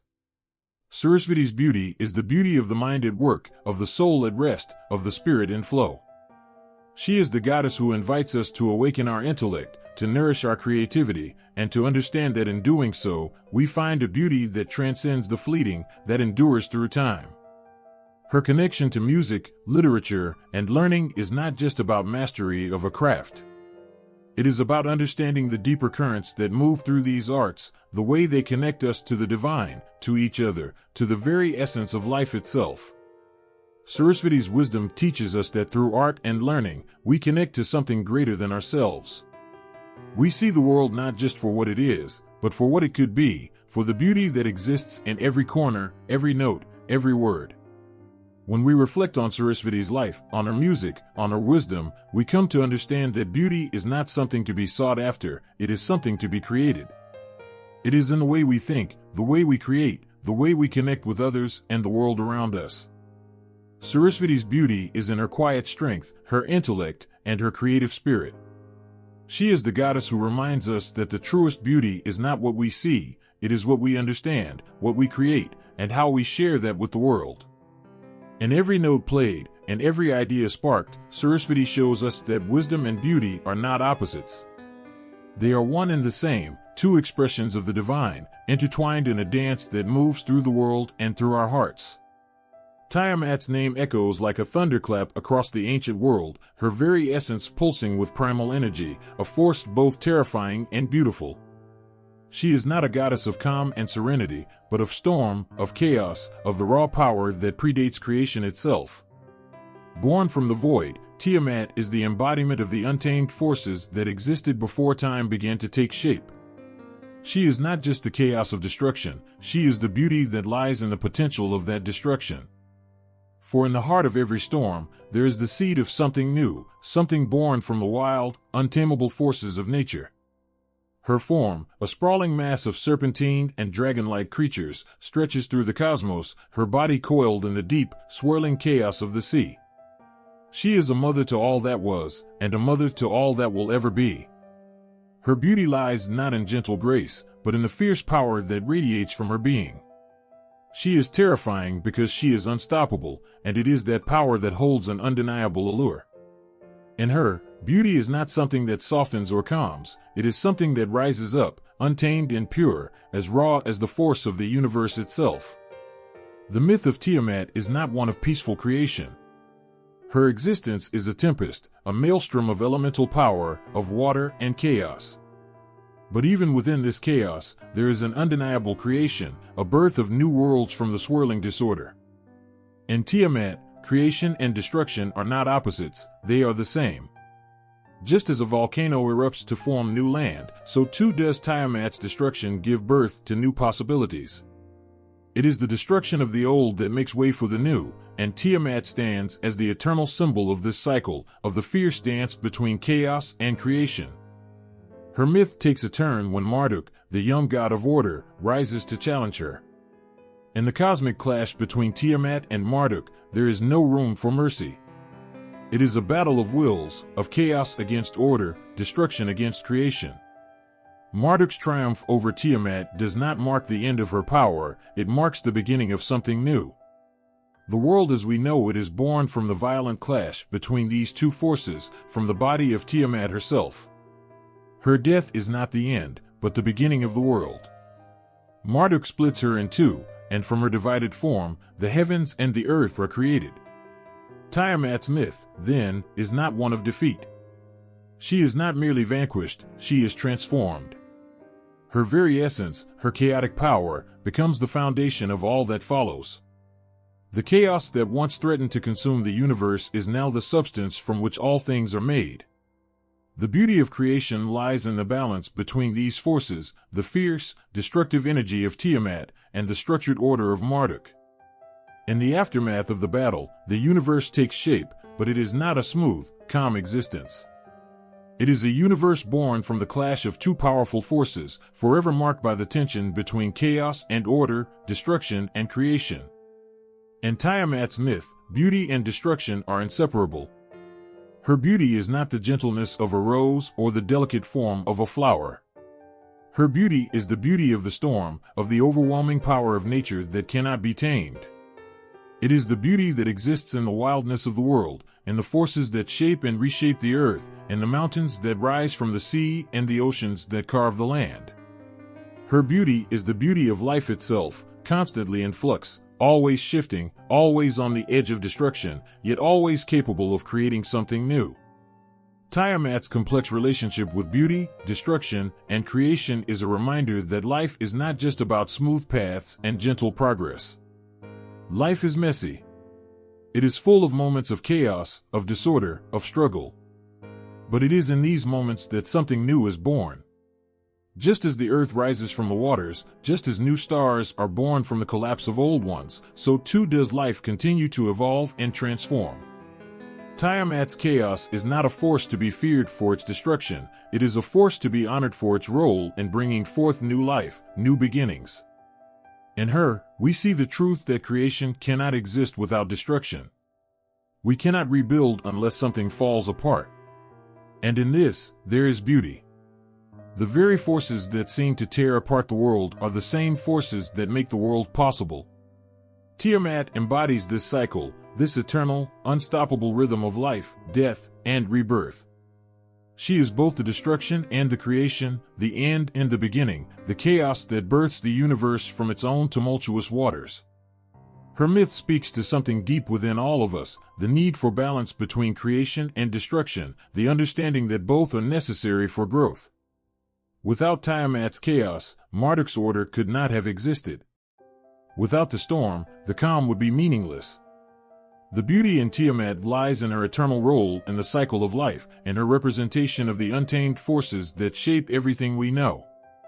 She is a reminder that, sometimes, beauty comes from the messiest, most unpredictable parts of existence. Tiamat's battle with Marduk is not just the story of two gods clashing, it's the story of creation itself, of how life rises from destruction. And in this myth, we see that true beauty is not always calm or peaceful, it is the powerful, uncontrollable force that allows everything to grow.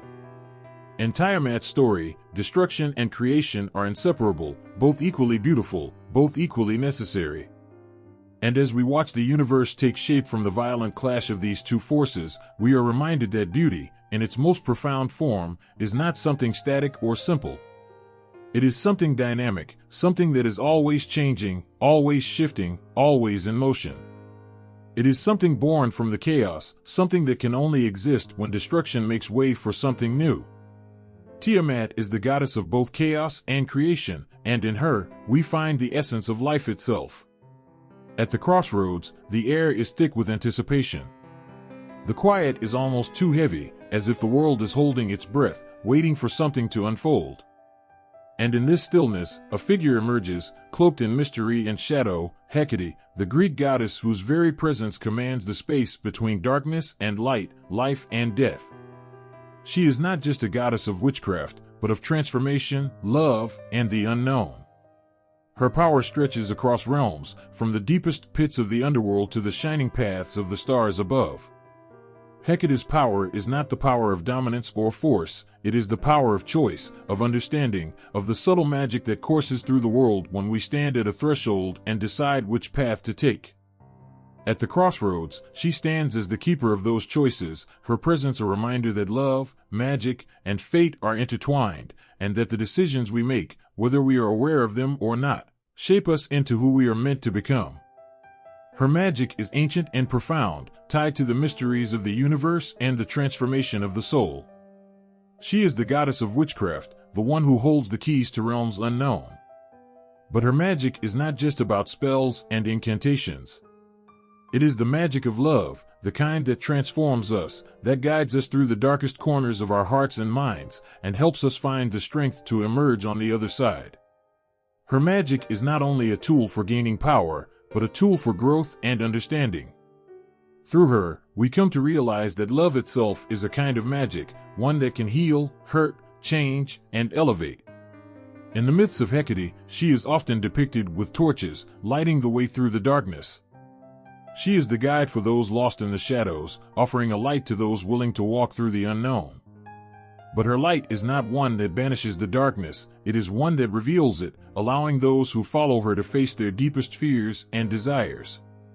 Hecate is the goddess of the liminal spaces, those places where the veil between worlds is thin and anything is possible. She does not offer easy answers, but she offers the clarity that comes from seeing things as they truly are, without the comforting lies we often tell ourselves. Her role as a goddess of love is complex, and it is woven through the very fabric of her being. Love, in Hecate's world, is not always soft or gentle. It is sometimes fierce and painful, a force that tears us apart so we can grow. It is a love that forces us to confront our shadows, to accept all parts of ourselves, both light and dark.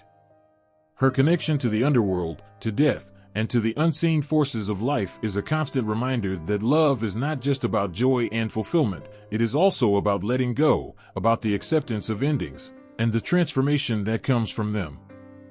But within this darkness, there is also light. Hecate represents the duality of love, the light and the dark, the joy and the pain. She understands that true love cannot exist without both aspects, that the heart cannot grow without being broken, and that transformation comes from the courage to face the shadows within us. Her love is not the fairy tale kind, but the kind that asks us to rise to our highest potential, to challenge ourselves, to step into the unknown and trust that we will emerge stronger on the other side. Her connection to the crossroads is particularly powerful, symbolizing moments of choice and change. The crossroads are not simply places where paths meet, they are the places where destiny is shaped, where we must choose between different versions of ourselves. It is in these moments that Hecate's influence is most deeply felt. She stands as a silent witness to our choices, guiding us without dictating, offering us the wisdom to recognize what is at stake and the courage to make the decision that will lead to our evolution. The love that Hecate represents is not always the kind we expect. It is not always easy, and it is not always gentle. It is a love that transforms us, challenges us, and forces us to confront parts of ourselves that we may not be ready to face. But it is also a love that heals, that helps us see our true selves, and that guides us to the places where we need to go. Her power over the crossroads is symbolic of the choices we all face, those moments when we must decide which way to turn, whether to embrace the darkness or to step into the light. There is beauty in Hecate's darkness, a beauty that comes from the acceptance of the unknown, from the willingness to face our fears and grow from them. Her power is not the power of light that blinds us, it is the power of light that illuminates the path we must walk, even if it is a path fraught with uncertainty. She is the goddess who teaches us that love is not always about being comfortable, but about being real, about growing through every experience, even the painful ones. The myths of Hecate paint a picture of a goddess who is not bound by the constraints of conventional love. She does not offer the kind of love that is easy or safe. Instead, her love is a force that demands change, that asks us to face the parts of ourselves we would rather ignore, and that leads us to our highest potential. Her love is the love that burns away the false illusions and reveals the truth of who we are. Through Hecate, we learn that love is a journey, one that takes us through dark and light, through pain and joy, through death and rebirth. She is the goddess who holds the torch, lighting the way through the darkness and guiding us to our true selves. Her power is not in control, but in freedom, the freedom to choose, to transform, to grow. In her, we see the truth that love is not a destination but a path, one that we walk every day, at the crossroads of our lives, where the light and darkness meet. And it is in those moments, when we stand at the threshold of transformation, that we find the true magic of love. The earth trembles with a slow, heartbreaking pulse. It is the deep, aching rhythm of a mother's love, and of loss, and of the unyielding cycles of life. Beneath the dark sky, the air feels heavy with the sorrow of a mother's absence and the bittersweet embrace of reunion. Somewhere, between the earth and sky, Demeter's heart beats as she stands in the fields that bloom with spring, knowing that in a few months, they will fade and wither once more. And her daughter, Persephone, will return to the underworld. Demeter and Persephone's story is not just a tale of gods and goddesses, it is the story of love that is as painful as it is beautiful. Their bond, forged in the deep soil of the earth and nourished by the eternal cycle of life and death, touches something primal in all of us. It is a love that stretches across the changing seasons, from the warm embrace of spring to the cold, empty quiet of winter. A love that knows joy and despair, birth and death, and the quiet moments of waiting in between. Demeter, the goddess of the harvest and the earth, is the symbol of maternal love. She is the giver of life, the one who fills the earth with abundance. She gives freely of herself, nurturing, loving, and tending to all that grows from the soil. Her love is steady and constant, like the unchanging rhythm of nature. But it is a love that is tied to the land, and when her daughter is taken away, when Persephone is forced to descend into the darkness of the underworld, Demeter is plunged into grief so deep it consumes her. As the seasons shift, the earth feels her sorrow. The crops die, the plants wither, and the once lush fields of grain fall silent. The earth itself mourns, and in that mourning, we see the power of a mother's love. It is a love that goes beyond joy and happiness, a love that endures even in the face of loss. In her grief, Demeter makes the world feel her pain. She withholds her gifts, refusing to let anything grow until her daughter returns. Persephone's journey, too, is one of heartache and transformation. She is the daughter who is taken from her mother's arms, stolen away by the god of the underworld, Hades. But even in the darkness, even in the cold depths where the sun cannot reach, Persephone's spirit endures. She becomes both a goddess of spring, the embodiment of new life and renewal, and a queen of the underworld, ruling over the souls of the departed. Persephone's dual nature is a reflection of the deep complexity of love itself. She is torn between two worlds, the world of light, where flowers bloom and life is abundant, and the world of darkness, where death and quiet reign. But both of these worlds are a part of who she is. She is both the innocent spring flower that blooms under the warm sun and the powerful queen who reigns over the shadowed realms. She is the love that gives birth to life and the loss that brings an end to it. Each year, Persephone's return to the earth is a moment of profound reunion and joy. The moment she steps from the underworld and into the light, the earth itself stirs and life begins again. The flowers bloom, the animals awaken, and the land is once again filled with the promise of new beginnings. But as the seasons pass, as the warmth of summer gives way to the chill of fall, Persephone must once again return to the darkness. And each time she leaves, a part of the earth and of her mother dies again. This cycle of life and death, of love and loss, is woven into the fabric of the earth itself. It is a rhythm that is both painful and beautiful, a constant reminder of the delicate balance that holds the world together. It is in this cycle that we find the deepest truths about love. It is both a gift and a burden, something that fills us with joy but also leaves us vulnerable to pain. Demeter's love for Persephone is a love that transcends time. It is a love that does not fade with the seasons, that does not wither when the cold comes. It is a love that, like the earth, remains steady, even when the world around it changes. It is the kind of love that endures through the harshest winters, through the darkest times, always holding out hope that spring will come again. And when it does, the reunion between mother and daughter is a moment of pure, aching beauty, a moment that reminds us of the power of love to heal, to renew, and to restore. But this love is not without its cost. Persephone's duality, her role as both the goddess of spring and the queen of the underworld, speaks to the deep, often painful truth about love. It is not always gentle or kind. Sometimes, love forces us to make sacrifices. Sometimes, love asks us to let go of what we hold dear, to face the darkness, and to walk through the grief. But it is in these moments of loss and transformation that we are reborn, that we find new strength, new purpose. The changing of the seasons becomes a reflection of the divine dance between love and loss.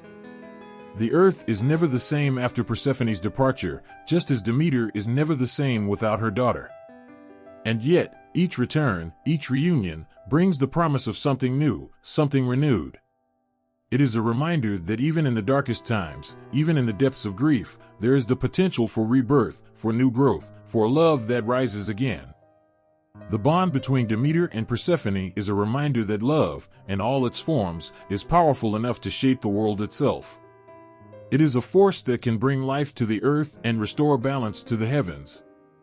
It is a love that teaches us that even in loss, there is something to be gained.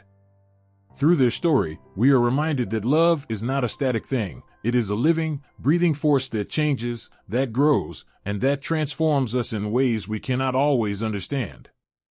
It is in this ebb and flow, this dance between light and dark, that we come to know the truest power of love.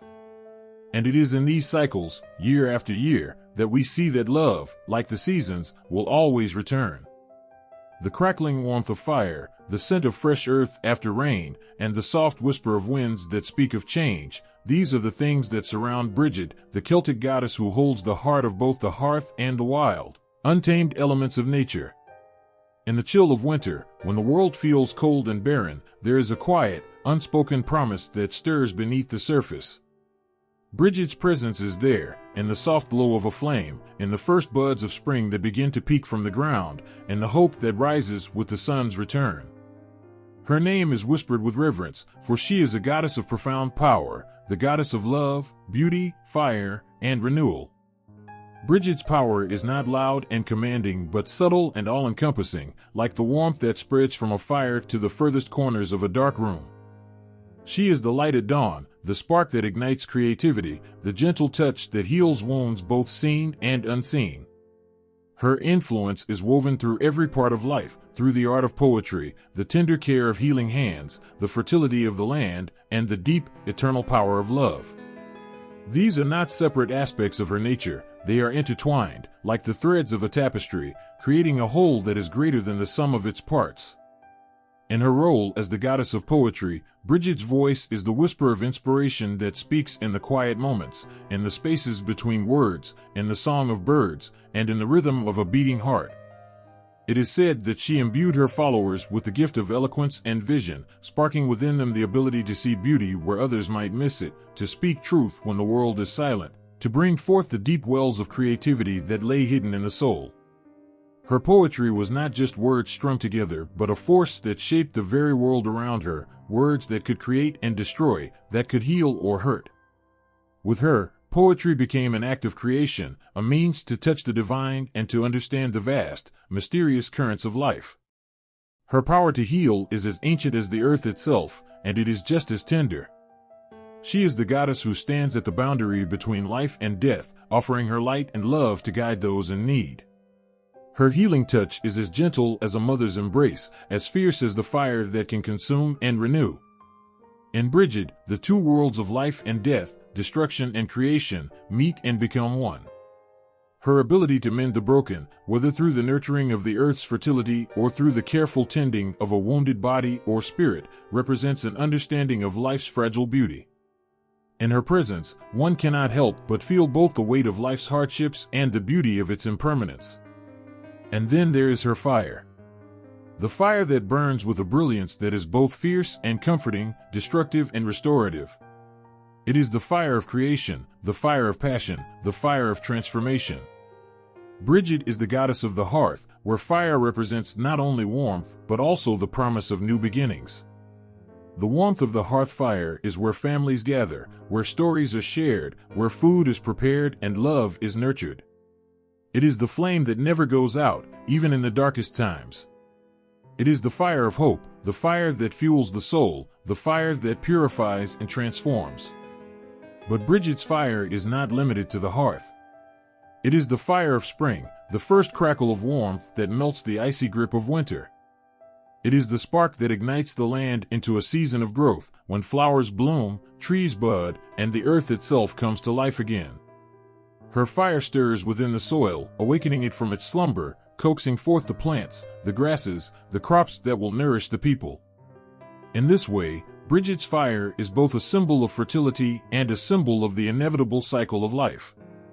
Just as the fire of spring melts away the frozen earth, so too does it nurture the promise of the future. In the quiet moments, when the first warmth of spring kisses the air, Bridget's beauty can be found in the smallest of things. A flower blooming against the stillness of winter, the way the sun spills its light across the earth, the warmth of a hand resting on a loved one's shoulder, these moments, though simple, are imbued with her essence. Her beauty is not the kind that dazzles in the spotlight, but the kind that is felt in the soul. It is the beauty of quiet moments, of tenderness, of the gentle fire that burns steady and true. And yet, despite her gentle grace, Bridget is also the goddess who carries the strength of the earth and the fierceness of fire within her. She is the embodiment of both softness and strength, creativity and power, love and destruction. These forces that seem at odds with one another are the very things that make her complete. Her beauty is found not in an idealized form, but in the very real ways she shapes the world, and her ability to bring about change and growth through fire and love. When the cold winds of winter blow, when the earth is bare and the days are short, there is a certain stillness that settles over the world. But in that stillness, Bridget's influence is still felt. The fire may be dimmed, but it has not gone out. It rests, waiting for the moment when it will burn once again, when the earth will thaw, when life will return in a burst of creativity, warmth, and beauty. Her presence is always there, in the song sung, in the healing touch, in the warmth of a flickering flame. It is the promise of rebirth, of transformation, and of love that burns as brightly as any fire.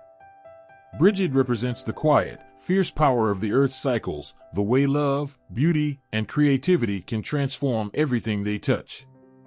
Her myths are more than stories, they are the echoes of the forces that shape the world. The warmth of spring, the growth of the earth, the fire that burns in the heart of all creation, these are the things that Brigid embodies. And in her, we are reminded of the quiet power of love and the ways it can shape our lives, nurture our creativity, and light the way through even the darkest of times. In the quiet moments of the night, when the world falls into a soft stillness, the echoes of ancient stories whisper in the wind. Tales of goddesses, beings of immense beauty, love, and power, who shaped the very fabric of existence, continue to stir something deep within us.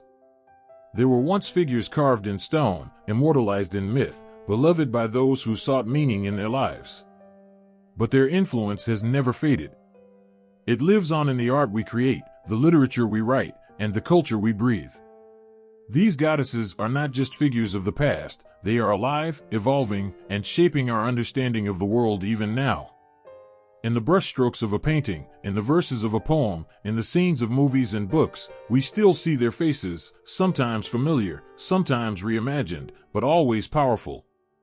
The goddess of love, beauty, and wisdom has been reborn in so many forms, her essence undiminished, even in an ever-changing world. Artists, writers, and creators continue to draw from her well of inspiration, channeling her into new works that speak to our present struggles and joys.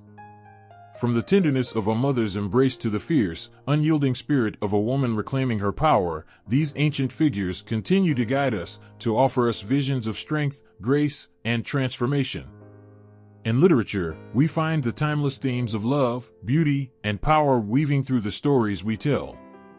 The gods and goddesses of old were never mere stories, they were reflections of the deepest parts of humanity, representing the delicate balance between love and loss, creation and destruction. In today's world, we see these themes reflected in modern fiction and poetry, in stories where love transcends boundaries, where beauty is found not just in appearance but in resilience, intelligence, and compassion. Whether in the pages of a romance novel or the fierce lines of a feminist manifesto, the influence of these ancient goddesses pulses through the heart of modern literature. And it's not just in the written word. In the media, we witness these archetypes evolve, their images reshaped to reflect the complexities of contemporary life. Once portrayed as distant, unattainable figures, the love and beauty goddesses are now more relatable, more human. We see them not just as symbols of perfection but as flawed, complicated beings who struggle with their own questions of worth, power, and love. The goddess is no longer an idealized figure of beauty or grace, but a representation of the many forms that strength and beauty can take. She is a woman who speaks her truth, a mother who fights for her children, a lover who gives and receives with depth and passion. She is a warrior, a healer, a creator, and in each of these roles, she reflects the multifaceted nature of the world we live in. This transformation is especially visible in the rise of feminism and spirituality. The goddess is no longer just a passive figure, admired from afar. She has become an embodiment of empowerment, reclaiming her space in a world that has often tried to silence her. Women today are finding their voices, drawing from the ancient power that these goddesses represent. They are embracing their beauty in all its forms, from the way they love their bodies to the ways they love others. In a world that constantly tells them they must be something else, something thinner, younger, more perfect, they are turning to these goddesses for strength. And in doing so, they are finding a beauty that is timeless, a beauty that has always been there, just waiting to be recognized. The influence of these goddesses also speaks to a deeper, more spiritual longing within us. We are drawn to their stories not just because they are beautiful, but because they represent something more, something primal. The goddesses of love and beauty hold the secrets to the heart of the human experience. They show us what it means to love unconditionally, to give of ourselves without fear, to fight for what is right, and to create something beautiful even in the face of destruction. These goddesses are not just figures to be admired, they are models for how to live a life full of meaning, grace, and passion. Yet, as we reimagine these goddesses in modern terms, we must also acknowledge the darker, more complex sides of their stories. Love and beauty are not always easy. They come with challenges, with pain, with loss. The goddesses remind us that beauty is not just something to be looked at, it is something to be lived, to be earned, to be fought for. And love is not always easy either. It requires sacrifice, vulnerability, and strength. These are the lessons that we continue to learn from them, lessons that resonate across time, cultures, and generations. There is something profoundly comforting in knowing that these goddesses still live among us, in the art we create, in the stories we tell, and in the ways we strive to live. Their power is not bound by the past, it flows through us, still relevant today. They offer us a vision of a world where beauty is not confined to one narrow definition, where love is expansive and inclusive, and where strength can be found in compassion as much as in fierceness. In their timeless power, they remind us of the things that matter most: love, creativity, beauty, and the unbreakable spirit that binds us all. We carry the goddesses with us as we move through our daily lives. They are in the quiet moments of reflection, in the acts of kindness we offer others, in the passion we pour into our work, in the way we care for the world around us. They are there when we hold space for our pain and when we give ourselves permission to heal. They are there when we fight for what is right and when we express the deepest parts of ourselves. They live on in us, through our words, our art, our relationships, and they continue to guide us toward a future where love, beauty, and strength are not just ideals, but the very foundation of everything we do. In the end, the lasting influence of these goddesses is not just in the stories we tell about them, but in the lives we live inspired by them. They remind us that we are all capable of great love, profound beauty, and powerful transformation. And in that reminder, we find the deepest truth of all, that the goddesses are not just figures from the past, but living, breathing forces that continue to shape who we are, who we become, and how we love.